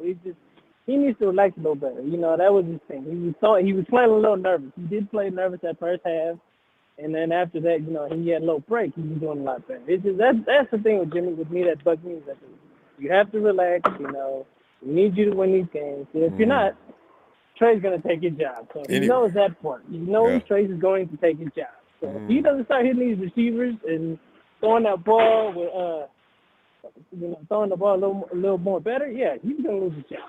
Even there was a few times they're like, come on, dude, if you're going to keep us up, put Trey in. They were like, if we're going to lose the game, I'd rather lose the game with the rookie than with you. When you should be. They would have a better excuse. Exactly. I'm like, exactly. And that way I was like, well, at least we had a rookie in there. What was you guys? And so that's the only reason why we lost. But, I mean, not the reason why we lost, but I was like, hey, it'd be a better reason to say, like, well, at least we had a rookie in there. True. Like I said, if we're going to lose, I'd rather lose with Trey in there. At least Trey can get his experience. So, now it has. But like I said, Jimmy needs to just calm down a little bit, hit the receivers when he needs to, not overthrowing these receivers. And he doesn't, especially they're wide open. That's the other time. They're wide open and you're overthrowing the receivers. Yeah, dude, that doesn't help. If it wasn't for the defense, we would have a loss on our hands. Not necessarily. Yeah, as I tell you, Philly's not getting any love. Everybody's saying Philly's a weak team. I don't know. I want to see Philly against the Cowboys and some of these other teams. Because if that Eagles deal, you know what? They lost Brandon Graham without they may be done. They need him because he was the reason why they're so scary. So, I mean, because we're all together, they're scary. It's like us. We can't lose certain guys on our defensive line either. So, we look at us without Javon Kinlaw, the difference between having Kinlaw and not having him, Or without Nick, which is, don't even think about that, right? So, we'll see. No, like I said, I didn't have too many complaints. Defense played there, especially Diamador, him playing with the sidelines, all that. They did a pretty good job. I don't have too many complaints there. It's just what Jimmy needs to ease down and calm down the game and get going. Instead of taking him a whole half. Like I said, if it was a different team, even scenario, we could have lost this game. Before we run out of time, Deebo's your number one receiver, and it looks like right now that's not gonna change. He's actually leading the league now in yards. What do you? Is that okay? Should that ball be distributed a little more? Yeah, it's fine. I mean, you can, but then think about it. When we had T.O., who was getting the ball to T.O. We had Jerry, who was getting the ball to Jerry. So, no, that's fine. Yeah. As long as you catching the ball and getting the first down and going for touchdown, I'm all for it. Don't matter who. I mean, if you're going to feed him the ball or force feed him, that's fine. But make sure he's open or he's getting you the first down when you need it or scoring. That's fine with me. I don't care who gets the ball as long as we're beating the hell out of the other team. That's fine with me. Yeah. It doesn't matter which way we win as long as we're winning. Yeah. I want to see him start drawing double teams. Talk about getting things work done then. I think they know better than to do that with Kyle, though. Yeah. All right. I mean, you think about it. We'll put it like this. If they do that double team, that's gonna leave somebody else wide the hell open. It just, just waiting on you to, you should be ready this game. So he's just waiting for you. Other than that, like I said, I don't care who gets the ball as long as we score and win. That's all that matters. Meaning, I'll see you midweek Right, after Ronbo. Kyle gets through talking. All right, fam. Have a great night. You have a good night. Thanks, fam. And we're going to go back and check on Casey again. Casey. Oh, Casey.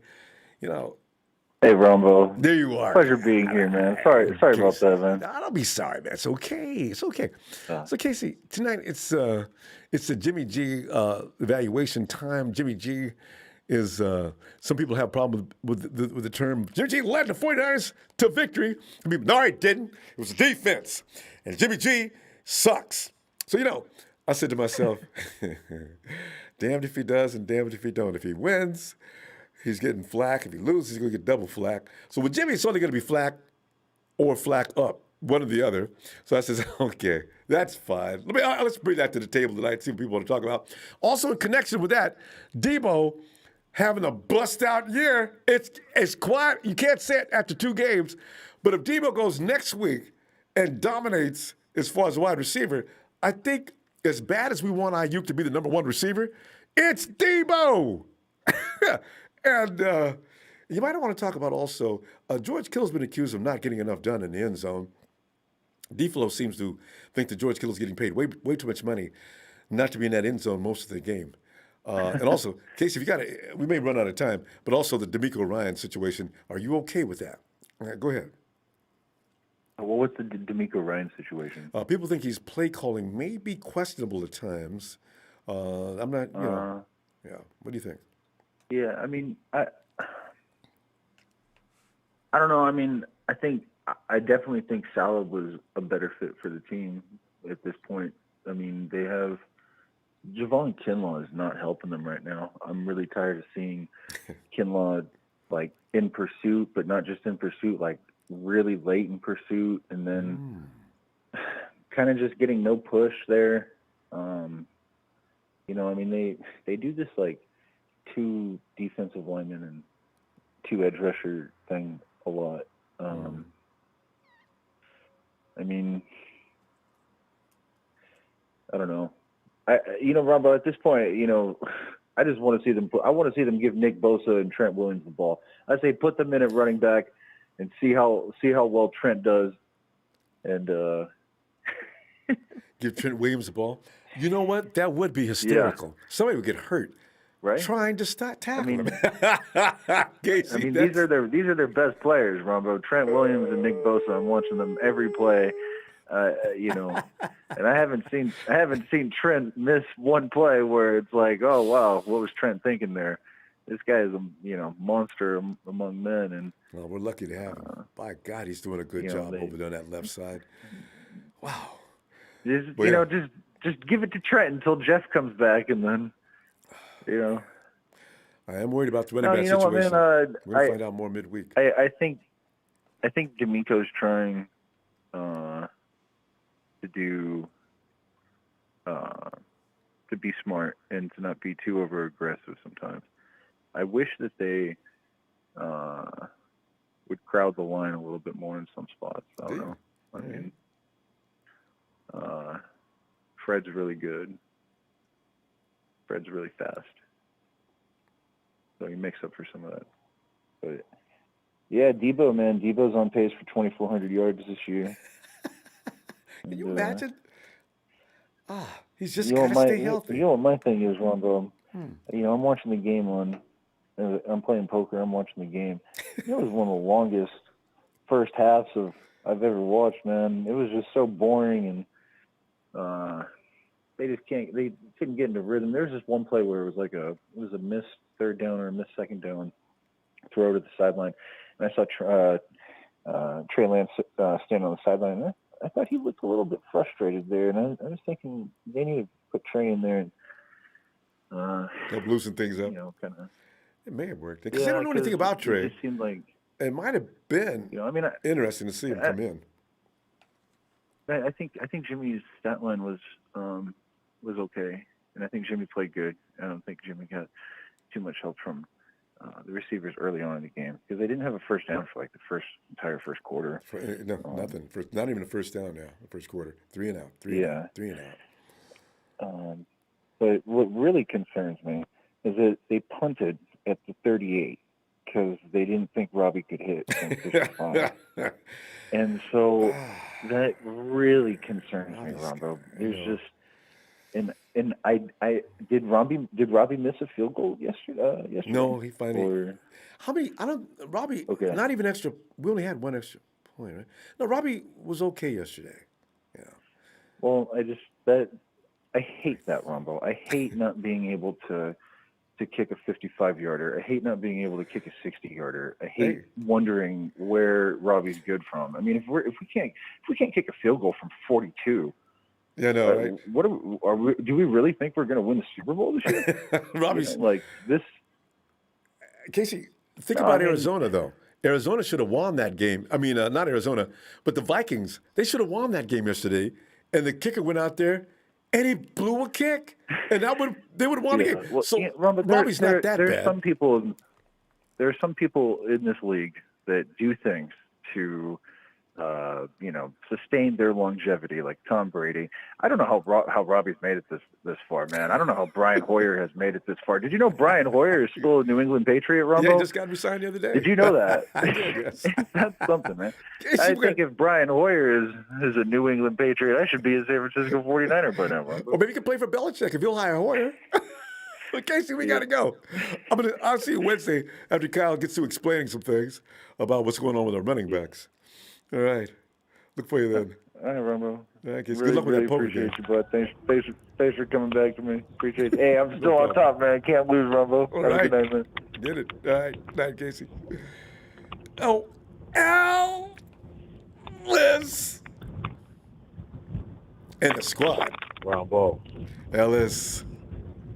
Ronbo, riding solo this evening. Peace, family. Ellis, are you free? I'm riding solo this evening. Yeah. No squad tonight. Oh, no squad. That must be lonely. Well, because I know they must be just nothing but fun the whole time. Yeah. That's my joy, man. That's my pride and joy for sure. I can imagine. Well, Ellis, tonight the Jimmy G Deebo situation, they rolled out yesterday and did a great job. Although there's evaluations on Jimmy, and I know you had some of your own, and Deebo. You can encapsulate that tonight. Now, with Deebo being like the league's best wide receiver right now, is that something that we want to continue to cultivate, or would you rather see the ball scattered around a little bit more to diversify this offense a little better? And will we be okay with Deebo in that role, especially with the anticipation of Brandon Ayuk was supposed to be in that role, and Deebo was supposed to be the other guy? So, and also the D'Amico Ryans question Tony Nagatani brought up at the beginning it's early, and maybe D'Amico needs a little more time. But as far as it goes right now, are you satisfied with D'Amico's play calls? Yeah, I'll address D'Amico first. The thing I think that he's going to benefit from is making the adjustments and being able to detect when they're doing things different than what they had practiced or what they had saw on film, because I know that's what they plan around. But just like us, other teams are planning to do different things that are outside of the norm in which they did the week before. So if he can be able to spot those things earlier, then we'll benefit from that, because he did really well in adjusting. Later on, in the second half, things got better. They were gashing us at the beginning, but it seemed like they couldn't score. So I give D'Amico I still give him a B for the defense. B+. You know what I'm saying? 3 points for 3 quarters. On the defense. Yeah. Man, you can't ask for anything. It was just the big plays down the field and stuff like that, and a lot of those things were individual player faults, not D'Amico's fault. Wow, good point. You know what I mean? So I give him a B+ or A, be honest. I was more pleased with the defense than I was, our offense. But, shout out to D'Amico. I think he's going to do really well for us. I'm actually thankful, that we didn't go anywhere else, because I don't know, we may not have had this much continuity. We wouldn't have, the guys wouldn't be as hyped and as ready to put themselves on the line for a whole new coach just like that right off the bat. That would have taken, probably a year or more to adjust or become, comfortable like that. So I think it was perfect. I'm good with D'Amico. Ellis, I got a question. Offensively, before we go to offense, just one question on that, because I wondered, was there anybody else on the 49ers defensive staff that you think may have been also capable of being a DC? Because I thought D'Amico was a great choice. I like Kasurik, but Kasurik didn't want that job, and maybe he's not really fit for that. He does what he does well, but maybe not a DC. Was there anybody else on our staff? I can't think of any other names. No, I don't. Off the top of my head, I can't even think of anybody else, and I most certainly, secondly, can't think of anybody who would have been a better candidate. To be honest, than D'Amico Ryans.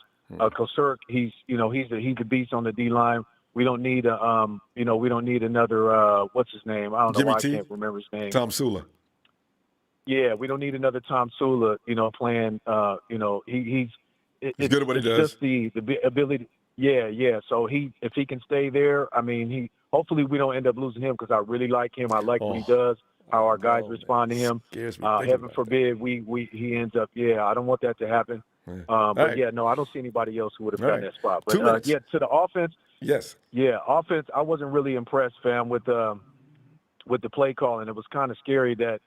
We kept running the plays that we were, and it was like Kyle was running different versions of a lot of the same similar plays that weren't really working. He's overworking our running backs, with his run, and we're not spreading the ball around enough. Jimmy was making some inaccurate passes. He was making some bad decisions, but he turned it around. And, when we did the sneaks and was getting the first downs and getting in there and stuff like that, getting down and dirty, he was rallying behind our linemen. So thank God for them making the room for Jimmy to be able to go through there and make those things happen because those were pivotal moments and we needed those. Had we not had those, we might have lost that game.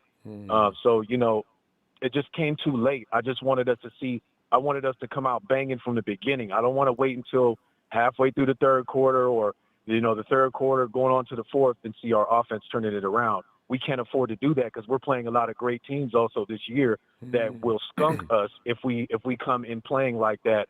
Trying to play catch up. That's not the game we want to play here. We want to come and punch them in the mouth, and we want to keep hitting them and allow the opposition to play catch up. You know what I mean? That's the way we're supposed to do it. That's the most comfortable way. Now the Deebo thing, I love Deebo. I think Deebo's our number one. We need to spread the ball around. We have too many weapons for us to be solely dependent on Deebo because if he becomes overworked, he can risk injury. When we overwork and overrun like we did with Elijah Mitchell kept getting cracked in that in those damn gaps because it's like they were sniffing out the run. We got to spread the ball out around. We got and we did that a few times, but it seemed like it took too long. And we're risking getting our guys hurt. I really hope Trey Sermon comes back. No. I'm concerned about the run game, as I know we all are. But, yeah, Brandon Ayuk needs to be incorporated. We need George to get some more touchdowns for sure and some more touches. Right. Don't forget about Kyle Juszczyk, Kyle. Let's make sure that we get Juszczyk out there. All right, That's our Swiss Army knife. So, let's keep it going, man. We're going to be good, though. I'm glad we're 2-0. I just don't want us to get we'll take the sloppy wins, but we don't want them. I think as a fan base, as a faithful, we can all honestly say that. So I just want us to clean these guys up, especially the games that we're supposed to win, fam. We got to do it. All right, Ellis. Make sure you hit that like and subscribe, man. Right. Shout out to all the faithful out there, man. All right, fam. Yeah, most definitely, fam. We'll be back tomorrow. They'll be here. And thank you again, family. Peace and love. Thank you, Ellis. Night, fam. That was Steven. Yo, what's happening, Ronbo? How you doing tonight? I'm doing great, man. As long as we're 2-0, and I think we're going to improve. I'm worried about our running back situation, but I figure Shanahan must have had a backup plan. We got some running backs we clawed back from There's a couple we had anyway in camp that we had to cut. We can't get Wayne Gallman Jr., though. Steven, you know what? No. I said at the beginning of the season, beginning of preseason, we were looking at all the man, we got like 8, 9 running backs. I said, you know what? And if we kept them all, we'd still run out of running backs before week 15. So, hey, Steven. To be honest, I feel the same way. Yeah, But Steven, you know what? Go ahead. Go ahead. No, I was going to get subject matter. You already know what the subject matter is. Go ahead and attack that. Let me hear what you got to say on sir. that. So, man, okay, so I want to kind of tail off of the last caller. Yeah, I get it. You know, they ain't the best wins, but to me, winning's winning. If I want to, you know, if I'm happy with the result we got from Philly, because Philly's no slouch. Philly ain't no slouch, especially after Graham went out. That's when we really excelled. That's when we really did our best. And, I mean, I hate to say it because the man's going to be out for all season. It's probably going to change his whole entire game line. I mean, he tore his Achilles. But he's pretty old, too. Outside of that, if I want to say let's tighten up the wins, I'm going to use Detroit as an example. We had them smoked, and we almost let them come back on us. That's where those are the kind of wins I don't want to see, is where we have the lead and they slowly start creeping back up on us. Those are the wins that are sloppy wins. Yesterday's wins was a bare-knuckle brawl to the death, and I'm glad we won that. See, that's as why I ugly looked as at it it. was, that is pure football. Now, D'Amico Ryans, I agree. I give him a B+, A-, somewhere around there, because he made some good calls. He made some good plays, but that's player error that cost us yards. Demo Lenore getting burnt, that's on Demo. That's not on anyone else. That's solely on Demo, where his feet decided to do one thing where his brain told him to do another. Josh Norman, I'm going to go ahead and say it like it is. Them penalties were stupid. The chop block and the hooking, come on. Where was the chop block at? If I'm not mistaken, I'm pretty sure a chop block is supposed to be below the knee. But as for Javon Kinlaw coming back, I like that he's there because he's that big body presence that we need in that middle that distracts the defense so that way Nick Bosa and D Ford can get to work. Or Samson Ibrahim. Hey. Whoever's in that outside line, let him eat. Nick's got 2 sacks yesterday, as opposed to his 1 the week before. Could it have been Javon Kinlaw effect? You know? It is. I see it as a Javon Kinlaw effect. And I want to mention a lot of other things, too. Jermichael Hasty with the high ankle sprain. Oh. That kind of sucks. That kind of bugs me a bit. The concussion protocol, I feel like Trey Sermon will be back before we play Green Bay. As for Elijah Mitchell, if you've ever had an inner bruise, right? Onto the shoulder? A deep bruise condition. Yeah. So he's going to be hurt, a little sore. It's going to hurt for maybe about a couple of days, but, you know, professional medication and all that stuff, he'll be all right. But Steve, you went through that before? Man. Have you had that kind of injury before? Yes, I've had. Yes, I've had deep tissue injuries before because I've played contact sports. I've played soccer. I've played hockey. I've done the whole 9 yards. I even played tackle football in the street. I agree. I had that. It's a subhematoma. I had that in the thigh one time because I took a helmet, and I thought I was going to die. It went away though. It's horrible because you're like, you got blood that's up. Now let me tell you. It's swelling up. It's crazy. But go ahead. That hamstring issue that Ayuk's got, I've had that happen. And it's the worst feeling ever because when you feel like you're at your best, you're like, yeah, I could run a couple. It'll come back and it'll haunt you. It'll flare back up, and it's the worst feeling ever because you can't walk. Your whole, whichever leg is affected, that whole leg is stiff, and it hurts, Ronbo. And you won't run. But will not explode. Outside of that, the one issue I want to bring a lot to the team, well, not to the team, but to the fan base, is Zach Ertz not diagnosed, but he came positive for COVID-19. And Zach Ertz played against the 49ers defense, and he went to go talk to a lot of the 49ers after the game. So, yeah. When did you hear this? Today? This was today. Yes, today he was confirmed COVID-19. Now, that's an issue that kind of trumps a lot of other issues because if it affects a team and everyone, like, let's say 6 players come out positive, Ronbo. Okay, but you know what? We're not going to. No, but we got vaccinated players. If they test out negative, I think that's the end of that. I hope it is. I really do. I really, really do. Oh, Green Bay would love it if we come back with the same team like last year. 49ers got 2 guys. You know, it's not even our fault either. They cannot. Okay, Stephen, we got to save this for Wednesday because we could go on for an hour about this. I mean, my head's ringing from what you just said. God, no. Yeah, so it's kind of shady because, I mean, how did he magically get COVID-19 after Sunday's game? He already had it. and they said nothing. So I mean, Philly played it dirty. If that's one way of playing dirty, goddamn. Go out there and make people sick. They're on some somebody next needs an level ass shit. whooping. Oh man, Steven, I'll see you Wednesday. Okay. Thanks for the bad I'll news. see you That's Wednesday, scary. Ronbo. All right. Thanks, Steven. My bad, but good night. Man. Night. I had no idea. No. Hey, Shardall. Hey, Shardall. Come on in, man. I see you.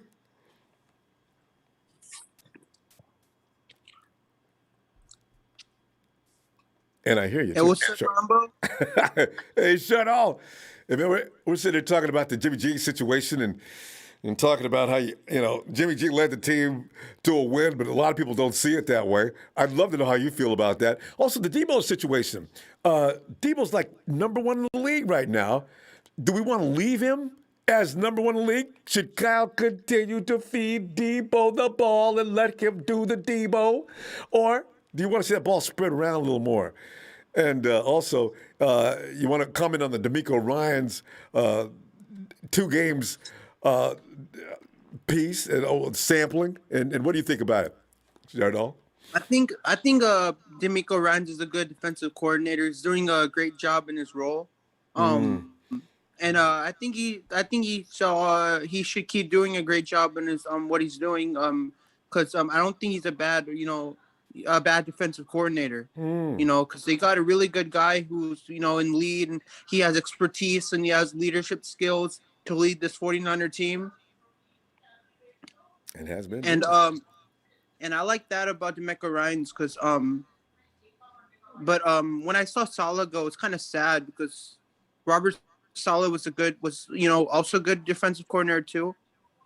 But when he left, it was kind of sad that we were going to lose Saleh.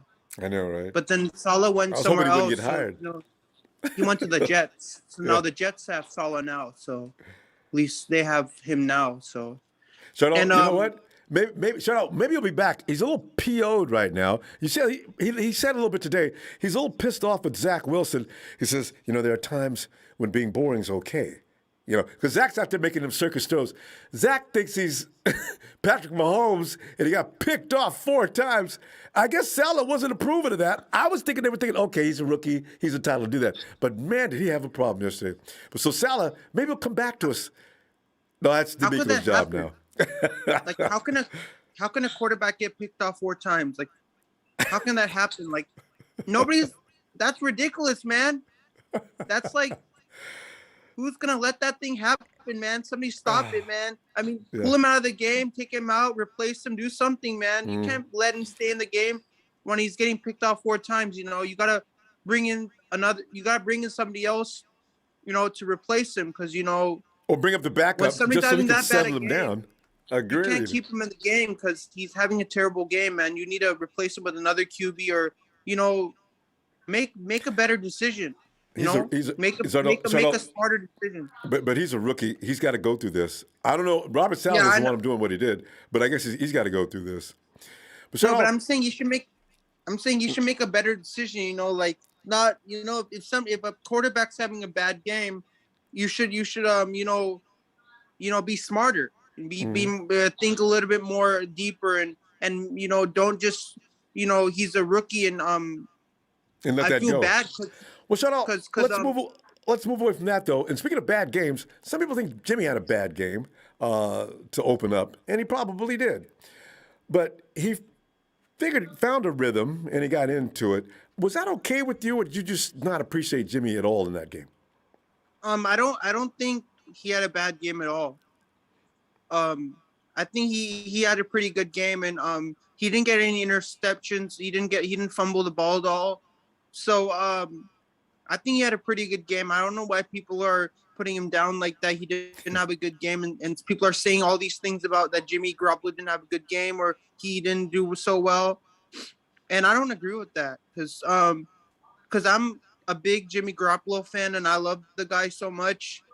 And even if he messes up or makes a mistake, I'm still gonna like him. That shows how much of a big fan I am. Even though if he has a terrible game or if he messes up, I'm still gonna like him. Yeah. No matter if he has a bad game, no matter if he has a good game, doesn't matter. I'm a fan. I mean, Aaron Rodgers. I think people still love Aaron Rodgers, and he looked like absolute poo-poo his first week. But then they say Aaron Rodgers has done a lot of great things already. So that's what Jimmy's got to do, Shardall. He's got to win something big, and then he'll be allowed to make mistakes, I guess. So for the home that's the opener problem. against the Green Bay Packers, what are some key points that the 49ers need to focus on in order to beat the Packers on Sunday Night Football? First of all, come in there with a game plan that's got flexibility, because we don't know what the Packers are going to bring defensively. So be able to jump to one thing, because I don't think Kyle Shanahan was fully prepared for what the Eagles were offering, because when the Eagles were maiming the 49ers to start the game, Kyle sort of kept doing the same thing. Jimmy didn't show, but Jimmy was actually a little concerned. He was getting rid of that ball faster than he wanted to, and that caused a couple of things. And he hit a couple of receivers, the ball bounced off him. But after things settled down, they settled down after Brandon Graham left the game. And I'm a little concerned about that, because their front was really doing a good job. So we don't have a running back situation this week like we would if we had Raheem Mostert. Even Elijah Mitchell, I hope he plays. So we got to run the ball, Chardot. We got to run the ball to establish what Kyle Shanahan likes to do. That's just the way his offense works. So we do have a work cut out for us for that.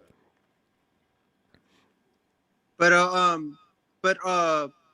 if they need to focus on winning that game out on Sunday, and it doesn't matter if Aaron Rodgers is playing or he's not playing. The 49ers are gotta focus on their job, getting the business done. That's what we need to focus on. Execution. We don't need to focus on what Aaron Rodgers, whether he's playing or not.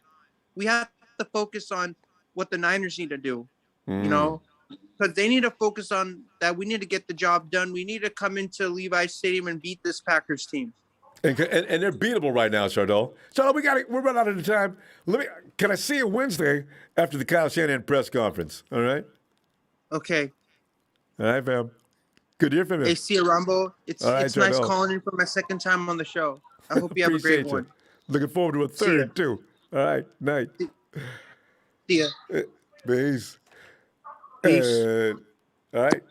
And Clarence Molina says, with Kinlaw, just give him rest days for his knees. Rest Tuesday, Wednesday. Team reps Thursday. Walk through Friday. Running backs will be fine. We make 6-round picks from what turns 6-round picks of water into wine. Bobby Turner he could be, I ain't going to say Jesus is walking the earth in Santa Clara finally, but Bobby Turner, boy, he can't take a running back and get him out there.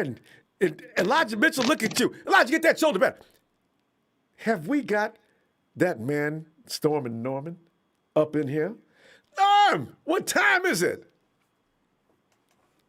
It's time to address the elephant in the room. And it's Niners all day, who are 2-0 in the NFL when everybody thought that they weren't going to do nothing because Jimmy G was done and they had to go get Trey Lance, who wasn't even playing in this game, which very disappoints me. But I know why. I understand it. I understand it. How come? Because I know what you're going to ask me. How do you feel about the Jimmy G show? Jimmy G Deebo show. No, it was not the Jimmy G show, Ronbo. It was the Alex Mack show. Oh. Right on with that. It was the D'Amico Ryan show. Coaches. It was the Diamador Lenore show, too. Like, we probably would have lost by a point if it wasn't for Diamador Lenore's little effort to just give a little elbow, bump his butt out. Them taps. He got them taps. He got that tap game from Alex Mack, maybe. I don't know. You never know. Norm, your mic is rubbing up against something. It's scratching. It's rubbing. I don't know what it's. It's against my dreads. Yeah, I was gonna say it might be your hair. Yeah. All right. Anyway, see if you keep that mic. I got to do the Eric Killmonger. Eric Killmonger. But that was Fabio. That was Fred Warner. They caught him at the beginning of the game and had him in slow-mo, throwing his hair back and putting his helmet on. Come on, man, don't do that to Fred, man. Hey, George Kittle does this too. Like, anyway, no. So the show that I want to talk about, though, for real, is that it wasn't a one-man show. It was a whole team thing. Like, everybody did their part on this game. It was so dope to see how The defensive coordinator, I don't even miss Robert Saleh. I don't miss Robert Saleh because D'Amico Ryan stepped up into this thing. And for those who saying Chris Kasort should be I think he's good at being defensive line coach. But I'm gonna tell you what it is. The whole line, it's the trenches. We've talked about this for many years. You and me, Ronbo. The game is won in the trenches, right? Damn right, always has Our been. O-line was on point. Like every 3rd and 1, my sister was tripping about, is they gonna do the quarterback sneak? They're that confident in the trenches that all you got to do is push Jimmy G through if he's starting one. Push the quarterback through. Even everybody, Jimmy G can't get a yard, but he got 2 of the most important 2 yards apiece that mattered. The one that got us the lead and the one that got us the win. Like, come on, people. And that 2-minute drill and a half was cool. But I want to just really talk about how everybody's undermining this team. It's week 2 in the season. And we got the struggles that we got. 2-0, mind you, ain't won a game, ain't turned over the ball. No, we ain't got an interception. We turned over the ball. No interception. It was fumbles, but no. We did have one. Yeah, remember when that was Deebo. Remember when Deebo turned over the ball? Running down the field. Detroit. Like, we got this. Deebo, you ain't got the ball. Right. That's the only one though. Isn't it? That was the one time Craig hit him with a brick. I'm just playing. Anyway, but no, him being the leader of the game, I think that's why Kyle Shanahan kept Jimmy in the game, is because they needed Deebo. And I think they know, like, there was that one play, like, remember when Deebo went hella far? Jimmy G was probably one of the only guys that he slipped it through a tight area. Like, it was such a tight window through like 2 Philly defenders, but they was looking in total opposite directions. Like they didn't know where to go, but he slipped it right there in that window. And it was, by the time they figured it out, it was too late. Too late. Right past them. It was like, Deebo's on his horse. Deebo was on it. But it was like that tight window, and it was that timing factor that Kyle Shanahan finds so important in his offense when it comes to, like, Philly had our run game figured out, but their pass defense was soft. They softened their pass defense by stacking up on our run. So Kyle Shanahan was able to capitalize off that. You know, Jimmy G with that dinking and dunking was able to dink it, and plus weakening their defense allowed our offense, it tired out their defense, and they were so worn out. Our offense was getting in their head too.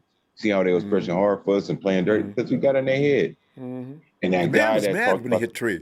He was mad. That elbow drive to Trey's head, he wasn't happy. Yeah, that's a mad man. And screw you for that, man. You freaking guy over there. That's for you Philly fans that play dirty like that. That's for y'all. Norm, I love it. Norm, I'm gonna go Wednesday. I'm gonna look for you after Kyle Shanahan says. All right, yeah, I took a lot of time, but I had to get that off my chest, y'all. Feel me? Appreciate it. Because people is taking 2-0 too damn far. Like, we feel like 0-2 right now, and I don't like it. We supposed to be 2-0. I'm keep that same energy. That's why I'm wearing a Jimmy G jersey, because it's the guy that got us those 2 wins. Celebrate it. I hear it, Ronbo. I hear it from the Sir Lancelot. Big Jimmy G wins. Yeah, every time Jimmy G started, we won the game. Duh. And I like Trey Lance a lot. I was mad they didn't put Trey Lance in the game, but I understood why. He'll get in this week. We're gonna see him a lot next week, though, for sure. We're gonna see him a lot. Trey scores twice, 2 touchdowns. At home? 2 touchdowns against the Packers. 2 touchdowns. Trey Lance. I like it. Off top. From midfield. And Jimmy G gonna there score. He goes. And Jimmy G's gonna score 1 too. All right, fam. I'll see you Wednesday. All right, y'all. And that's all I gotta say. It's Niners all day. Like Norm. Yeah. Man, this narrative, man. We write this up right now.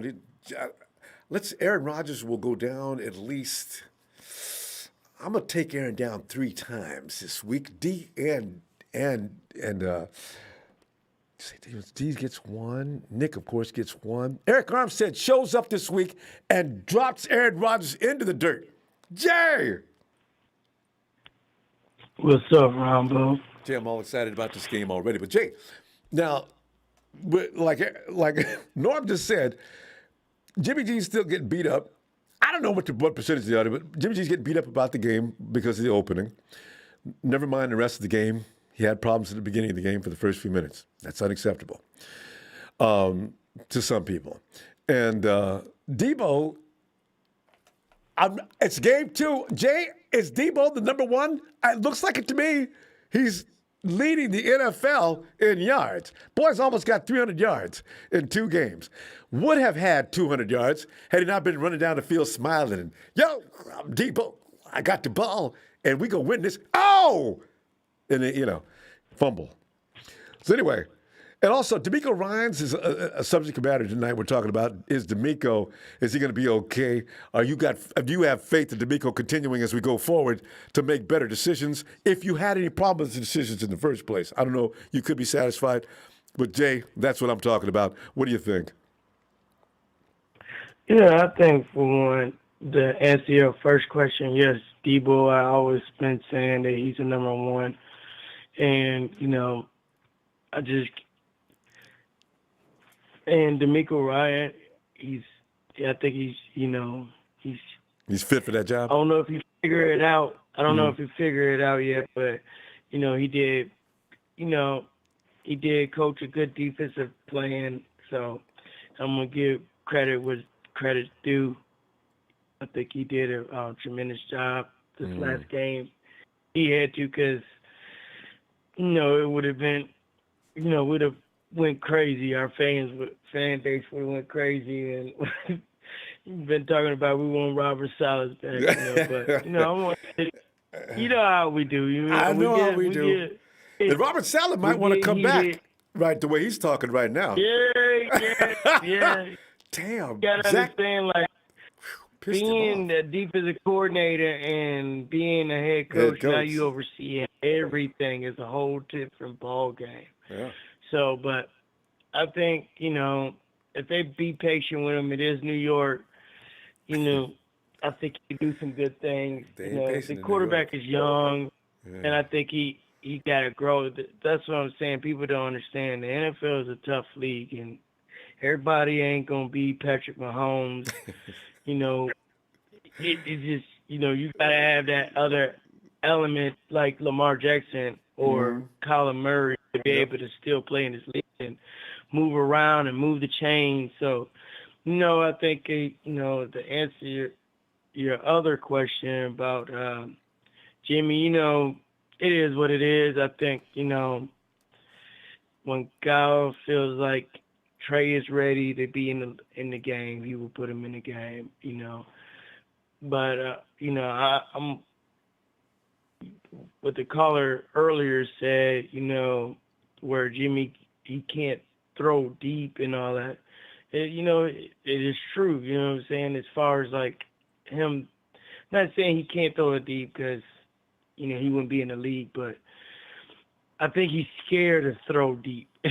So, and I think it's a more mental thing, him throwing it deep because, he did throw the ball deep in the Super Bowl, even though Emmanuel Sanders didn't catch the ball. It was overthrown, but,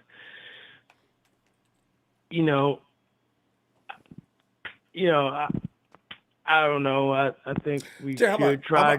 We only got a couple minutes. How about you address this? Okay.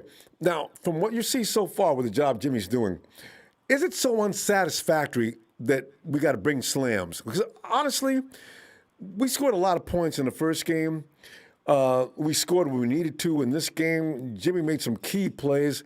I often wonder, why can't we give some energy to that rather than picking on 3 or 4 mistakes he makes during the course of a game? This is one of the reasons why I jumped on a Jimmy bandwagon a long time ago, is I thought the mistakes were overemphasized, whereas the triumphs were rather ignored. And I think that's one reason why I defend him. This is what I'm thinking about. I think because in fact, if he'd have won the Super Bowl, I think it'd be a whole different ball game. You're right. And and for the fact that he turns the ball over a lot, he get injured a lot.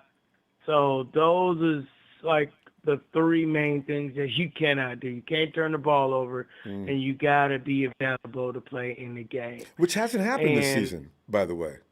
Correct. And, hope, knock on wood, he balls out this year. You know what I'm saying? So, we'll see. He'll be under trial. He'll be under scrutiny for the rest of the season, and like a lot of fans want to see. And so, and let me ask you this question real quick before we run out of time. Are you hoping that Jimmy G hurries up, makes a number of mistakes, we lose, and we hurry up and get Trey Lance in? These people are the ones that I'm looking at like, are you serious? Is that what you want? I kind of see where they're coming from, but I don't want him to make no mistakes. I want him to, let Trey learn. Games? And are you on board for losing a couple of games? I don't want us to lose games because I'm a Niners fan. I don't want us to lose no game. I want us to go undefeated, win the Super Bowl. But that's just being delusional on my part. Yeah. But I love my team so much that I want that to happen. But any given Sunday. Yes, sir. Yes, sir. Fam, we gonna go. Let me see you on Wednesday and see what Kyle's talking about. Because the biggest thing from Kyle is, how's the running back situation going to look? Do they find somebody new? And are we going to bring any of the guys back? I'll be looking for you Wednesday. All right, Ronbo. Appreciate it. All right. Appreciate you, fam. All right. Have a good night. Uh-oh. Wait a minute. Well, it's a big show. It's a big show on tonight. Show. What's up, Ronbo? So I got to tell you, man, it's time for you on your Twitter. You should give a whole segment where you just big shows collegiate picks of the week. You really are good at that because I go back and look at these people you're talking about, and that guy that was busting up things, and every guy you've picked out so far, boy, Show's got an eye. Boy, he can find these guys. That's why the 49ers need to hire me in the scouting department to scout our receivers. But Show, your observations on the subject matter tonight. Go right ahead. As long as Jimmy Garoppolo is on this team, it is his team, okay? Pump the brakes on bringing Trey Lance in and rushing him in. He had me skeptical this preseason, Ronbo. He looked way too rusty for somebody who hasn't played football in 750 days.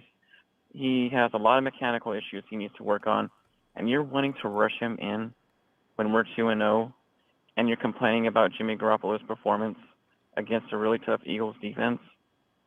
Did you want to escape there with a loss, or did you want to escape with a win no matter how we did it? I mean, come on. You think Trey Lance would have beat that team and scored a lot higher? I don't think so. I think he would have had a hard time reading that defense. They would have ate him alive. You know? Yeah. No, you had to think quickly out there. Let me ask you a question. If you want to rush say we rush Trey Lance in and demand what the fans want. If he goes 2-8, Ronbo, what's going to happen? And Jimmy Garoppolo sitting on the bench. Kyle's going to get fired because he'll have another losing season. They're going to blame that pick on him, his decision to put him in. That's why Kyle's got to be careful with this. He's got to go for what may be you got to play the percentages on this. The kid's not quite ready yet. So, yeah, that's the thing. Let him sit for the rest of the season. Sprinkle him in here and there, but do not ruin this kid. I mean... Look at Zach Wilson. I got a feeling, show a bad feeling about him. Exactly. Exactly, and they're going to be looking for a new quarterback next year. Watch. God. If that turns out to be the case, that Zach Wilson's a bust. And so if I was in the draft, I'd say I'm not going to the net. I'm not going to the Jets, no matter what. I'm not playing for the Jets. If I was rookie next year and they drafted me, quarterback, no. They got no offensive line, and I'm just going to be set up to get killed. Forget it. Those same fans that will go to rush Trey Lance in right away are going to be the same fans that are going to be calling for Kyle Shanahan's head and demanding a new quarterback. I mean, keep him where he is right now. You know, this is Jimmy's team. When he's gone next year, he's gone. Okay, we all know he's going to leave. It's just not going to be this year. Unless if a team gets really, really desperate and pulls the trigger and gives up a first-round pick, then he's not going anywhere. Yeah, then you got to take it. But yeah. So and then Trey's got to come in and go through the same growing pains as everybody else with Kyle Shanahan. It's complicated. Yep. It's not as easy as it appears, and that's why it looks easy. It's difficult to get to that level, and that's why we got to wait and see. So yeah. You know, a lot of people like to compare Trey Lance to Patrick Mahomes. Tyreek Hill called Patrick Mahomes trash when he first got to the Chiefs. I don't know if you guys have seen that interview on ESPN. Yeah, he flat out said Patrick Mahomes is trash, and this is who you drafted. He knew he wasn't ready to start right away. Yeah. You know, like Patrick Mahomes was raw. That's why they signed him a year.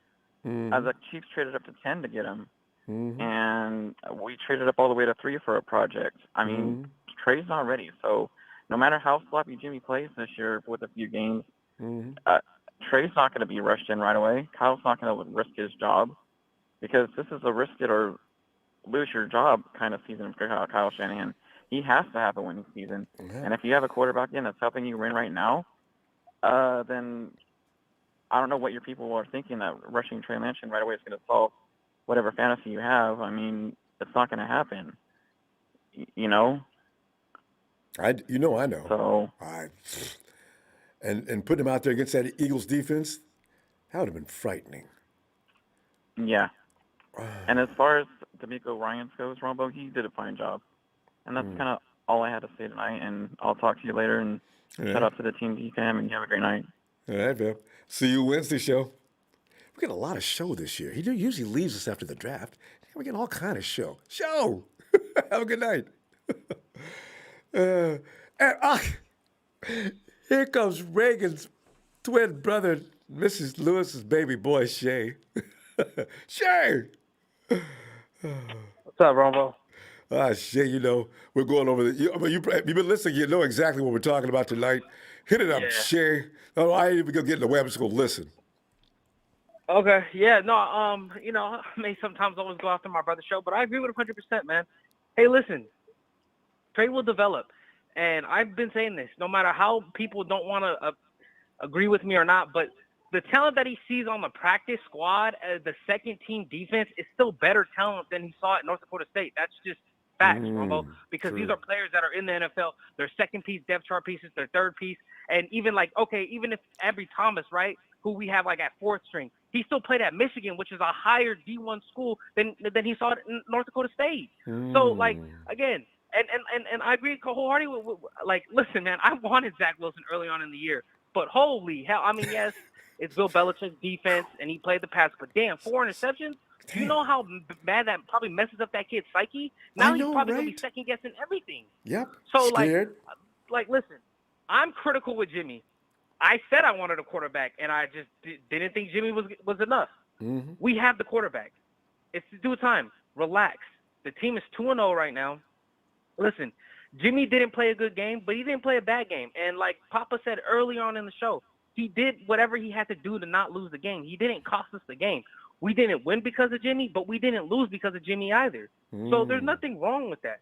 Yes, we started slow, absolutely. And people are people are so enamored by the fact that Deebo is leading. Listen, I'm gonna tell y'all straight up. Kyle is literally giving the strengths of what Jimmy likes to do. Jimmy is a proficient top 10 in the NFL passer when throwing in between the numbers. He is. I'm sorry. No matter if you don't like it or not. He's accurate when he throws in between the numbers. Shay, actually for an accurate stat on that, number 1 actually in 2019. Yeah, go ahead.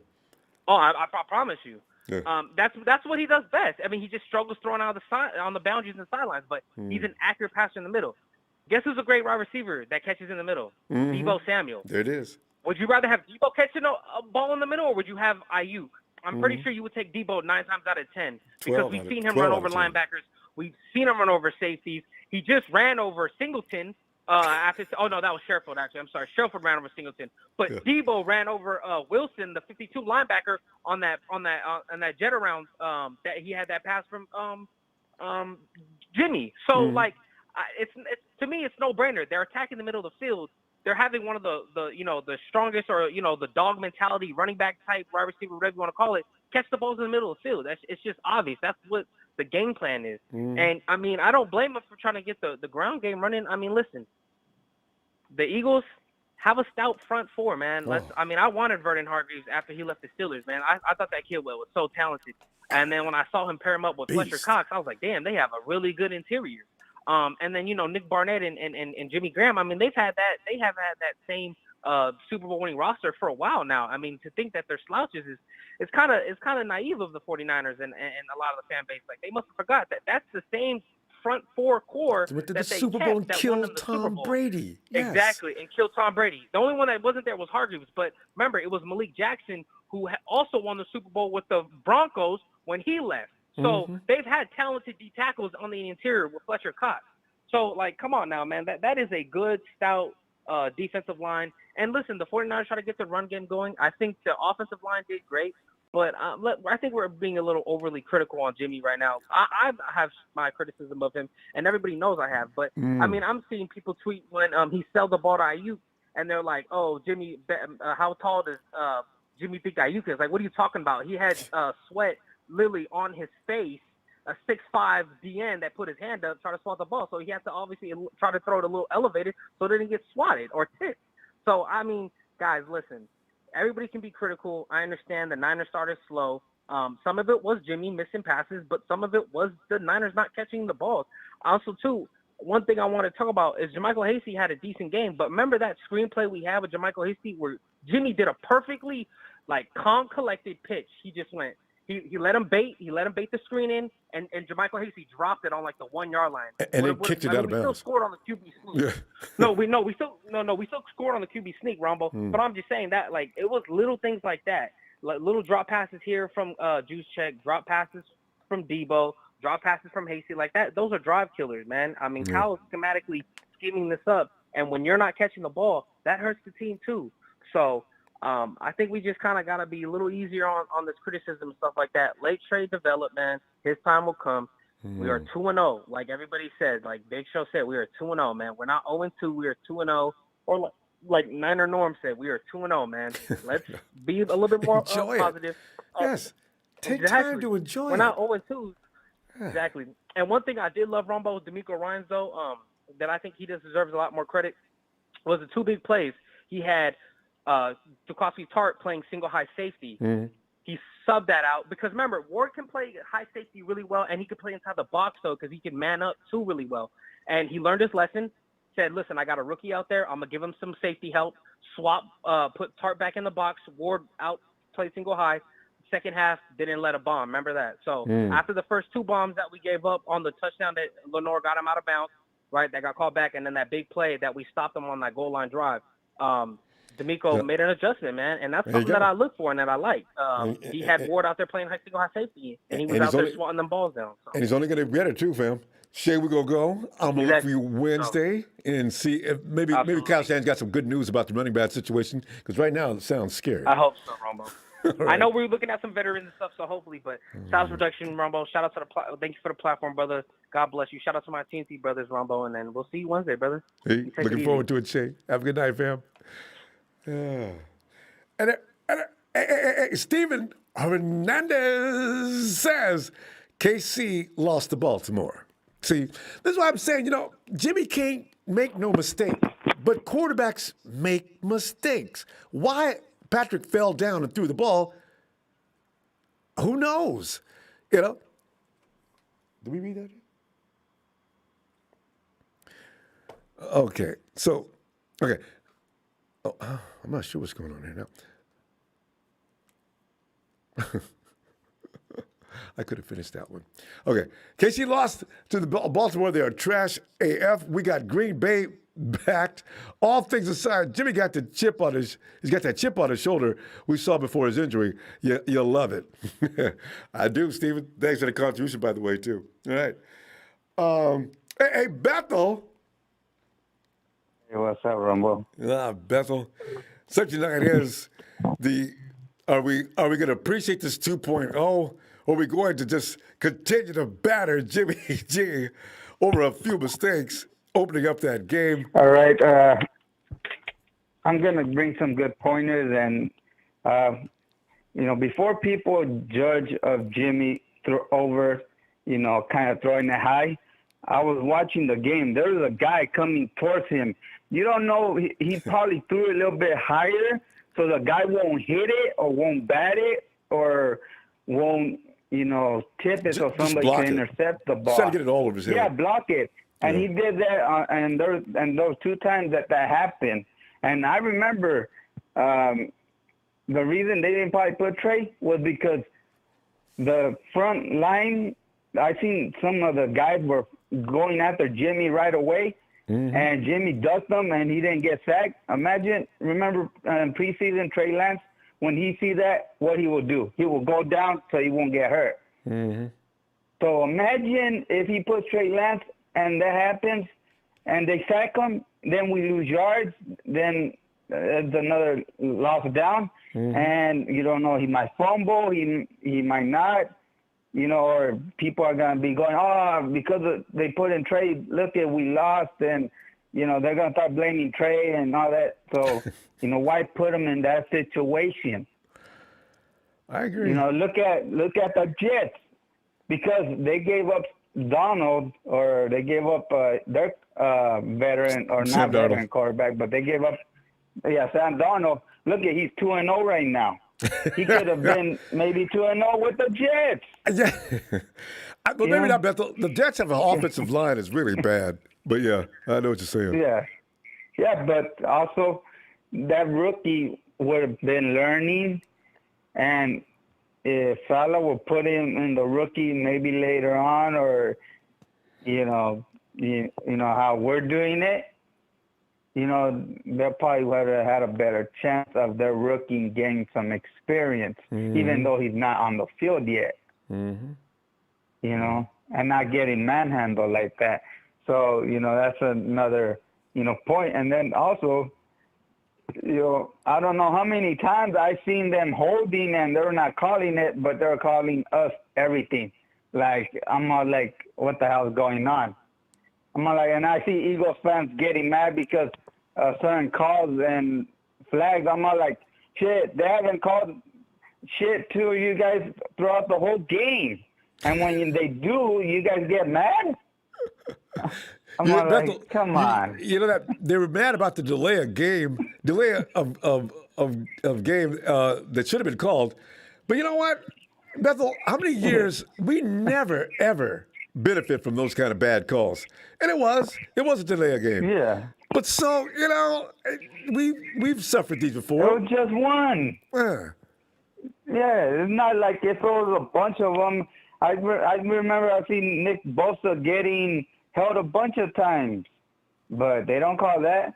But one thing that I actually one thing that I didn't see that D4 did, and something that he never does, is that he I don't know, there was a play where instead of him rushing the quarterback, he kind of rushed the quarterback, but then went back and he held himself to kind of contain the quarterback from running out of the pocket. And that's something that D4 didn't do before, and he did on this one. So, I don't know if that's a little change-up that they try to do in the defense, because he was a mobile quarterback.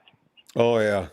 Yeah, we got to find a way to encompass these guys a little better. They practiced with Trey Lance for days for this, too, and he still ran the longest, most relaxed run I've ever seen running down that sideline.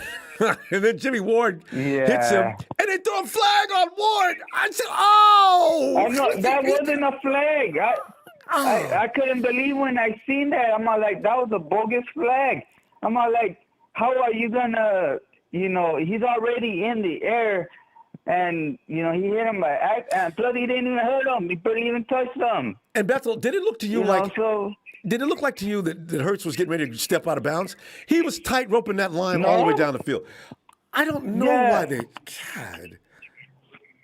And then also our safety guy. The one thing that some of them do and some of them learn is when they're walking down the sideline with the player, they use that as a second person, because if they start pushing, as they feel them and they start pushing that way, they know that if something happens, they could step out of bounds, then they can't touch the ball. So that's why he did that, because he knew he went out of bounds. Because you can use that out of bounds as another, you can use that out of bounds as another basically player. But you cannot step out and come back in. The officials were good on that. I'm glad they were watching that. Yeah. Bethel, we're out of time. Let's see you Wednesday after the midweek press conference. All right.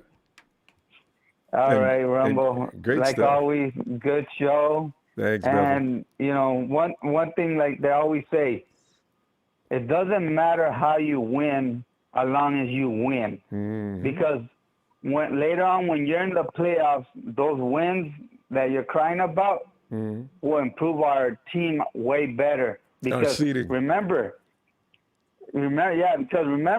a lot of teams, look at a lot of teams how they looked before. They look trash. Now they look way different. They're not gonna do the same thing the next week. So it's a week-to-week basis. All right. So Bethel. hit the like for Ronbo Sports, and let's go Niners. Indeed. Agreed. Bethel, always a pleasure. I'll see you All Wednesday. All right. You too. All right. All right. Good night. All right. And it's that Atlanta man, Tony. Mr. Ronbo, how are you on this fine Monday or Tuesday morning? Tony, doing fabulous. You know what I'm saying? Because, are we that late? We've been running a long time. I didn't even know what time it was. Tony, the NFL's, it seems more intriguing, more interesting this year than usual. Because when you I look at Lamar Jackson, and he's finally got the monkey off his back with Patrick Golden Boy Mahomes, who made a very foolish play at the end of the game, and he's supposed to be considered a god in the NFL. And then you've seen Aaron Rodgers tonight finally got the monkey off his back. The league, I don't know where this is going this year, and you guys did a great job against Tom and the Bucs defense. So that's why I'm saying, people said, all right, man, don't talk about the Falcons, ain't nobody, man. The Eagles ain't all that. I said, you know what? And then somebody brought it up. Steven brought it up. Y'all better remember one thing. The Falcons scored a boatload of points against the Bucs. So let's not hear about the Eagles ain't got no defense worth crying about. So, it's all about matchups, So I'm telling you right now, I'm loving what's going on here. It's all about matchups. But, their defensive line, and they still have they lost Brandon Graham, but they got Ryan Kerrigan, who's in that DN rotation. So, oh, man. He had 8.5 sacks last year. I don't want to have nothing to do with the Eagles no more. That defense, I don't care what anybody says. That front line is scary. Boy, they put that quarterback on notice every snap. Yeah, now we got to play the Giants, and their front line is all first-round picks with Danny Shelton, old tackle, Leonard Williams, Pro Bowl. He had 12.5 sacks last year. Yeah. And Dexter Lawrence. We got to play them Sunday. And the Giants' defense is good, and their offense, they got weapons, but their offensive line, we may be able to get to Danny Dimes. You know what I understand about the Giants, though? They had that game. What did they do to lose that game at the end? I know. They thought they won the game. Like they weren't rushing the quarterback. They weren't rushing, playing prevent. You got to put pressure on them, man. Put pressure on them. And Heineke, you know how it is, Ronbo. You got to mix everything up. I know, because Heineke is just in there subbing, and he ain't supposed to be fully ready for prime time. Although he did have a great game against the Giants. And all of a sudden, the Giants are celebrating because they thought they won the game. And here comes the Washington football team to break their hearts. And now they're 0-2 with having the team which you talk about, a great pass rush. And it looks like the Jones boy has improved some. But you know what they say? He may be one of the fastest people in the league in a straight line. I was watching him run. He can't run. But the Giants had some crucial penalties and mistakes late in that game too, like first-round pick Dexter Lawrence jumping off sides on the field goal attempt. Mm-hmm. You know, you can't have those mistakes, man. You just can't have them. And Ronbo, let me say, Bobby Turner, he is the best running backs coach in the National Football League, and he has been for over 20 years. Yes, I indeed. remember he was the running backs coach at Denver with Terrell Davis, Mike Anderson, under Kyle Shanahan's dad. Mike Shanahan. Then he was, Mike Shanahan. He had Terrell Davis, Clinton Portis. You remember how they used to just plug in a running back when Terrell Davis got hurt, and they would get 1,000 yards. And get him off the street. He ain't even got to be a football player. Can you hold this ball? Yeah. I'm gonna make you a star. You know, bring him in. The first thing you know, look at Cleveland Browns. They had a great run game when Kyle and Bobby were over there. That's the way it goes with Bobby Turner. Yes, he made Devontae Freeman a 2-time Pro Bowler. There you, the Atlanta Falcons. I forgot about Devontae, but he led the league. You know. Yes. Yes. So got Tevin Coleman paid. He's still getting paid. You know. Tevin. But Exactly. Ronbo, Go ahead. I'm listening. Ronbo, what happened to your running backs are down? As I said at the beginning of the preseason, I said, you know what, we could have 9 running backs in that room. By week 12, 13, we'll be looking at 1 or 2. And by week 15, if it was 4, let's start earlier. By week 15, because they would go around 8, 9. This is early. We'll be looking for the practice squad. We'll be calling people up, sitting at home on the sofa. Okay, you in any kind of shape? Yeah, I'm all right. Come on in here. You'll be running back this weekend. So I don't know what we're doing. And to piggyback off of what you're saying, Ronbo, there was a guy in your chat called Market Pro, and I agree with him. Rams fan. Ronbo, he's a Rams fan? Yep, as I remember. Huh? I don't know why he said that, but what he said, because he said call Adrian Peterson. I think y'all should call Adrian Peterson. Ronbo, Adrian Peterson got 1,000 yards in 2018 when he wasn't supposed to do nothing with the Washington football team. He got another 898 yards the year y'all went to the Super Bowl in 2019. Adrian Peterson's always ready. And I think he's disappointed that he ain't playing right now. And everybody wants us to bring Frank Gore back. I could be. Go ahead. He's in shape. Adrian Peterson, you know he's in shape. He's He ready to stays go. in shape. The dude, yes. I bet you look at him without, the dude's always chiseled like Adonis. The dude is, I bet he would be ready to go. He's like I said, like Bo Jackson, Herschel Walker, Reggie White. He's country strong. Yes. Everybody knows them kind of dudes. He could still take it to the house, Ronbo. Adrian Peterson ran a 97-yard touchdown run against the defending Super Bowl champion Eagles on Monday night. I don't know if you remember that in 2018. Right up the middle. 98 yards. That was his longest run of his career at 34 years old. Adrian's an animal. He really is. If he was ready to play, I don't know if he'd fit Kyle's style of football, but we're running north-south a lot. And I'm not sure if Adrian Peterson wouldn't be fine. As fair as Frank Gore, same thing. But Frank is working on his boxing career all of a sudden, so I don't know. I don't know who they're looking at today, but they're looking at running backs. You guys got Green Bay this Sunday night, huh? I'm going to be watching. Yep. As Aaron Rodgers, 10th all-time in passing yards as of tonight. All right, fam. You know who's ninth? You know who's ninth? Who's ninth? Matt Ryan is ninth. That's right, huh? That's right. Yep. Aaron's behind Matt. Yep. Tony, I'm going to see you Wednesday if you got some time for us, all right? Yes, sir. I'll stop by on Wednesday, sir. You have a good evening, okay? Looking forward. All right. Have a great night, Tony. All right, sir. Take care. You too.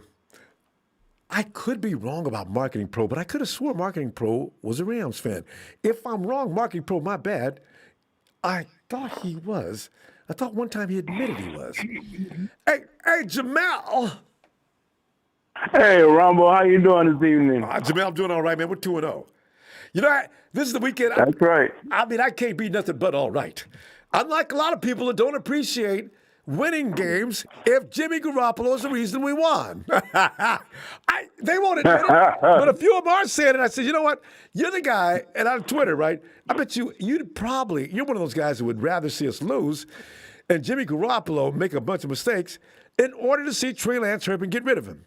Dude, that's a hate that means you're not truly a 49er fan. You're just a jerk that I'm getting ready to block. You know, so Yeah. I don't Yeah. understand that kind Yeah. of thinking. Wow. Wow.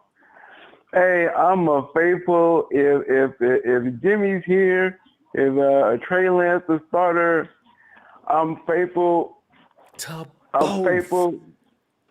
I'm faithful to, despite of. So, hey, They're wearing let the James 49er Physical uniform. Buffalo do it then. Yeah, wearing a 49er uniform. So, hey, and about the game, hey, Philly is tough team. They're tough. They are a team to be reckoned with, and especially in that NFC East with them and the Cowboys, and you know what I mean. So, hey, that's a scrappy bunch. So, they tough. So. People are They dangerous, are really man. tough. So. Philly is scary. They really dangerous. They reflect They are. Philadelphia. Just tough. Just mean, angry. That elbow drive and a helmet smash on Trey Sermon got him in concussion protocol. That was just evil, Jamel. That's evil. That was evil. Come on, man. This is yeah, just like you hurt him like that. You don't care, do you? God. Yes, man. Just like the city. Well, you know. Well, they got some rough folks up in Philadelphia, man. I know people who lived there before. They say, man, Philadelphia and Chicago, if there's ever any war between them two cities, there's going to be blood running in the streets like a river. Whoa. Wow. So, Man. But, it's okay. But then we got, Jimmy, how do you feel about Jimmy so far? Are you okay with Jimmy? Are you looking for him to get replaced? About Deebo Samuel being the league's leading wide receiver right now, is this a good thing, or do we need more distribution in our offense? And D'Amico Ryans has been brought up tonight. And question of, are we happy with D'Amico's job so far? It's a small sample, Jamel. I don't know if he's making judgments right now anyway, but you can make one. What are you thinking? I am satisfied with James Garoppolo as our head, as our leader, as our quarterback. Let Trey learn the system. He's not going to learn Kyle Shanahan's system in 1 year. You can ask James Garoppolo that same question. So now he's at the helm. He's learned the playbook enough 2 years. And you see the job that he's doing. Hey, let's give kudos to the Philly defense Sunday. That them boys came to play. They're a tough bunch. So, I mean, we're gonna have these dog games, these tough games like that. This is the NFL. So, and then moving on to next week, we're at home. Sunday Night Football. We're at home, and Green Bay comes in, and Aaron Rodgers is in trouble again already. So, yeah. Because he ain't seen no defensive rush like he's getting ready to see. That rush he got tonight, no big deal. But Aaron, the fire's going to be Yeah. He's going to be ready. Yeah, it's already. Huh? Aaron's going to be ready, though. He's got to be really mad and tired of the 49ers beating his butt the last 3 out of 4 times. And they were brutal beatings, Jamel. Brutal. Yeah, it was. But we ain't got him. I'm a little worried about the run game. So who's our running backs now that we have? I don't know, because they'll probably start talking about it tomorrow. But we do know that Elijah Mitchell which would have been fine. I think he'd do a number on the because Packers ain't stopping nobody from running. Elijah Mitchell with that speed would have made him crazy. They don't know nothing about him either. But he's got a deep shoulder bruise. And also Trey Sermon, you already know what happened to Trey. They tried to kill him in Philly, so he's in concussion protocol. And then Jermichael Hasty has got a high ankle sprain. Right. Now, I don't know who's next. Oh, gosh. Wow. I'm going to have to look at the depth chart tonight after I hang up and see who else we got. There is from the a practice fourth. squad. Yeah, there's a fourth person. They brought a guy in Sunday that didn't. I forgot his name. We just picked him up recently. He's on special teams, but he didn't. Okay. I didn't see nothing to get excited about with him. But I know we got. Man, Jamel, I don't know. They're looking at people today. Or earlier today, I was trying to look at people. So I don't know if they see anybody there they want. But they got to get him up to speed between now and next Sunday? Jesus Christ. I don't know.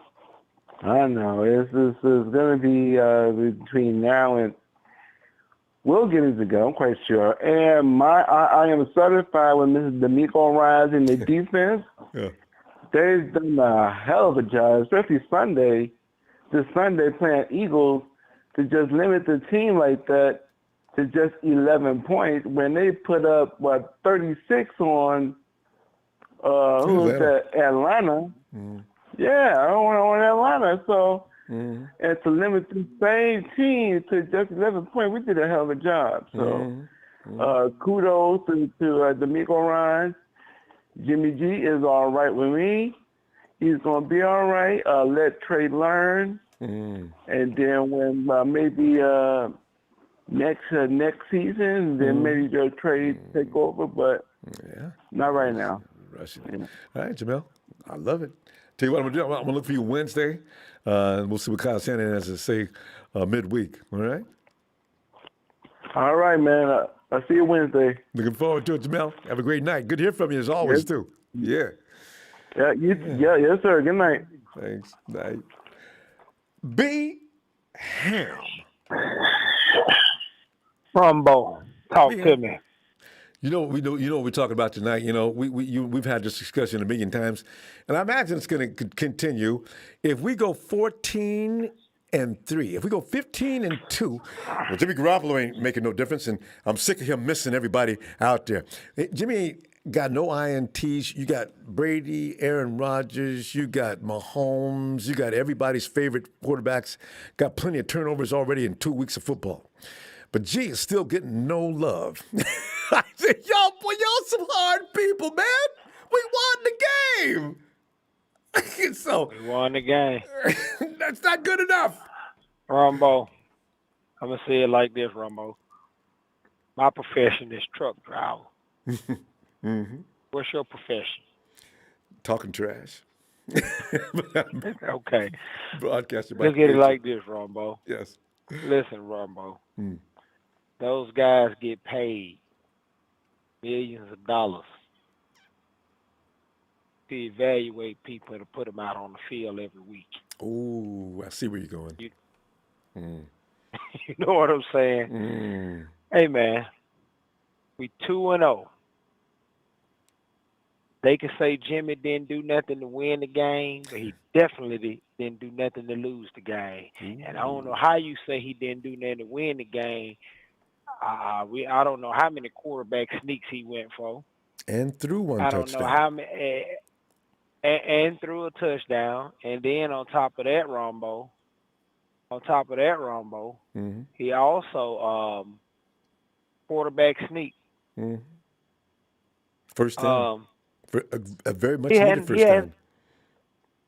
He Ronbo hadn't thrown an interception, which in the last couple of years he hasn't been throwing an interception or a couple. You know what I'm saying? Yes. I don't want to jank him, Ronbo, but I mean right now, you would put Trey Lance. These people will want to put Trey Lance in the game, knowing that, like one other guy said, man, with the blitz that Jimmy G had coming, Trey Lance would have folded. He folded in preseason. He would have folded in the regular season. We'd have been 1-1. We probably would have been 0-2 with some of the stuff the Lions started bringing. I mean, it's certain things you got to look at. But when you talk about D'Amico Ryans, I like the way he coached. I like what he has done. Hey, that was hell holding, what's her name down to 3. Mm-hmm. But Ronbo, at the end of the day, I'm not impressed with how 2 teams came back on us at the end of the ball game. Everybody's mad about that, though.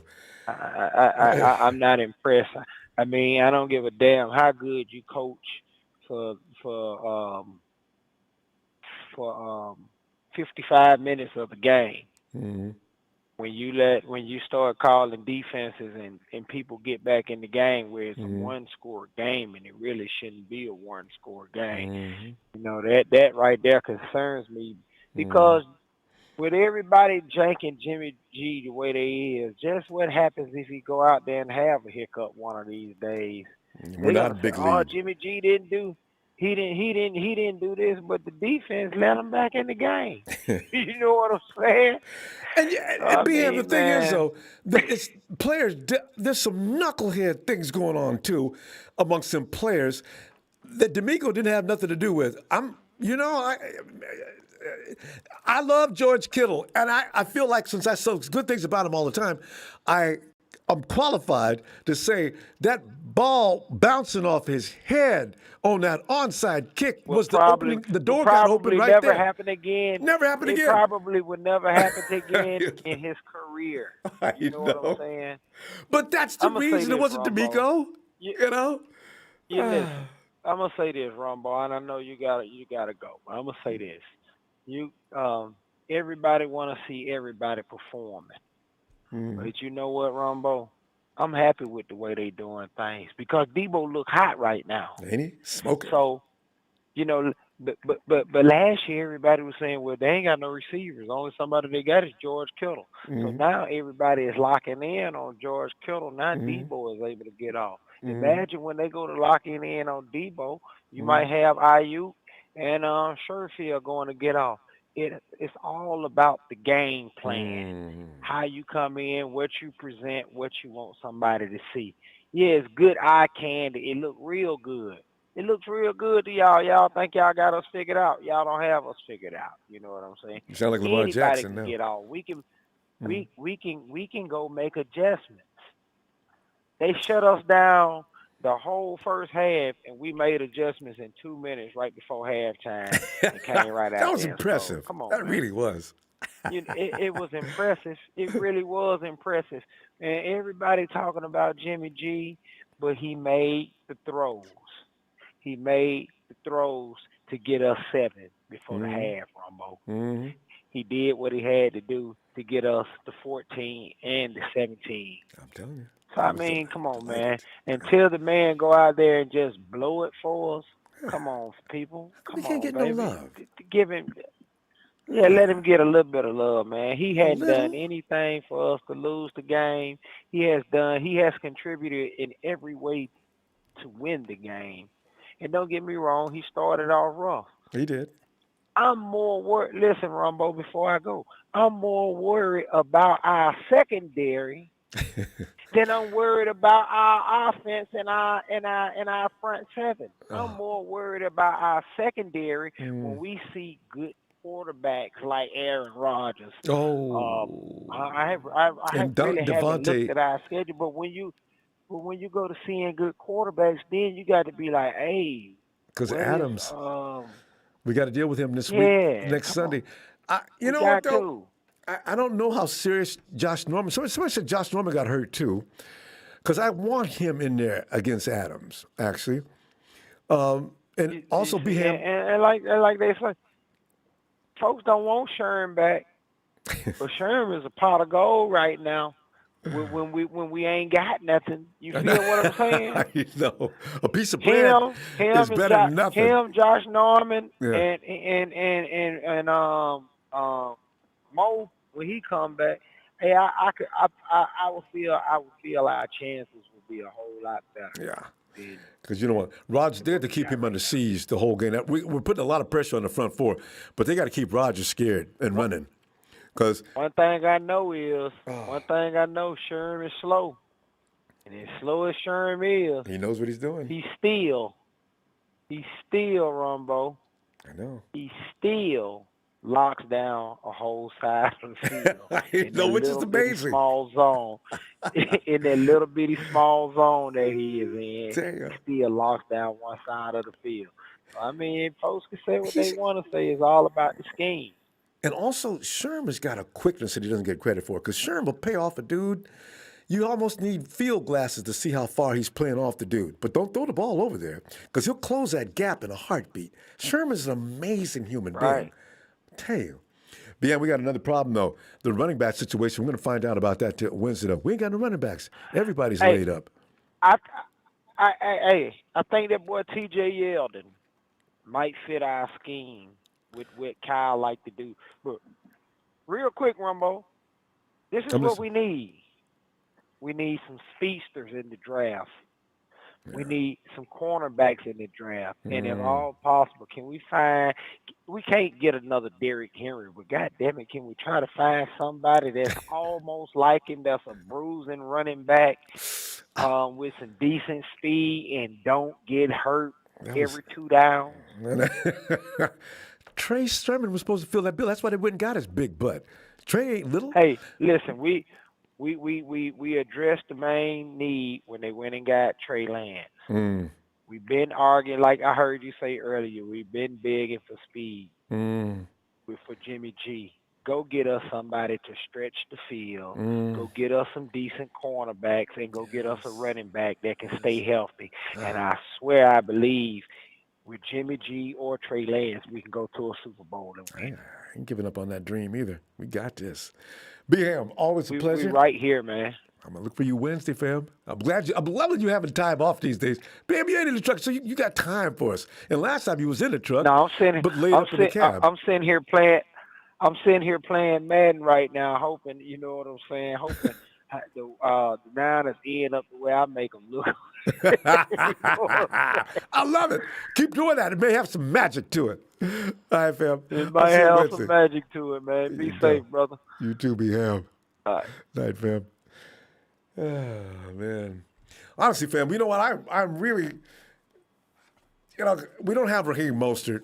No matter what anybody says about Raheem, people are already dishing him off now. Saying, oh, no, yeah, he's done. We're not going to. He's getting a little long in the tooth, and he can't stay on the field. The argument's always he can't stay on the field. I understand it's a legit argument. I don't want to hear that when I'm talking about a premier player, though, right?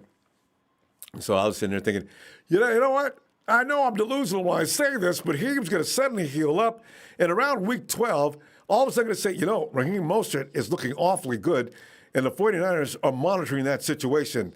We'll keep you posted on this matter. I would go nuts. You bring me back Raheem?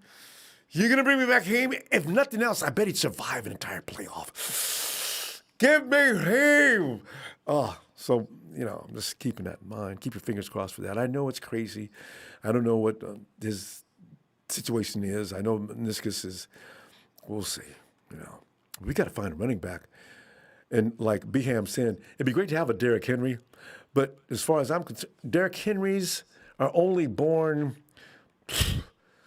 see, when's the last time? Jim Brown goes back how many generations? I mean, these big guys like Derrick Henry who came back and handed the Seahawks their ass after the Hawks had that game won. I knew it. I said, Henry was quiet in the first half. They start giving the ball. Pretty soon, if you're watching the game, you're like, look at the scoreboard. Hawks. I thought y'all had this. You know what, fam, I got to tell you. Indy came close. All of the NFC West games were kind of close. If Carson Wentz doesn't go down in pain, maybe the Rams lose. If the Birds over in Arizona, if the Vikings kicker makes that kick, they lose. And we saw what happened to the Hawks. It couldn't happen to a nicer bunch of guys. And then we escaped. But look at, you know what? When I look at the test involved here, and the Vikings were definitely a tough test. I mean, when you see Kirk Cousins out there sprinting down the field with the ball, you know something's up. I tell you, this is going to be a tough year. We emerged out of this mess, and I thought it was going to be an easy schedule. Ain't no easy games this year. Fam, I'm going to tell you what. After Wednesday, Philip D, I'm going to leave it right there because I'm not going to butcher your name. 49ers school for quarterbacks. Jimmy G is quarterback one. Whenever Jimmy G gets us a two-drive lead or whatever, insert Trey Lance for a whole drive. Just subscribe. Thanks, Philip. I like the way you think, too.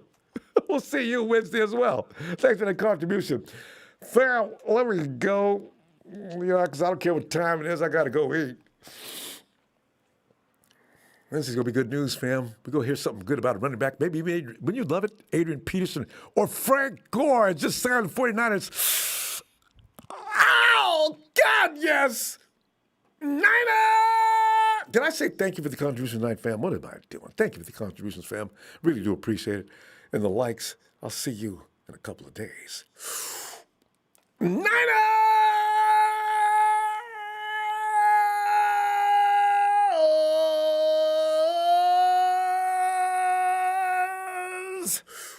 Oh, God.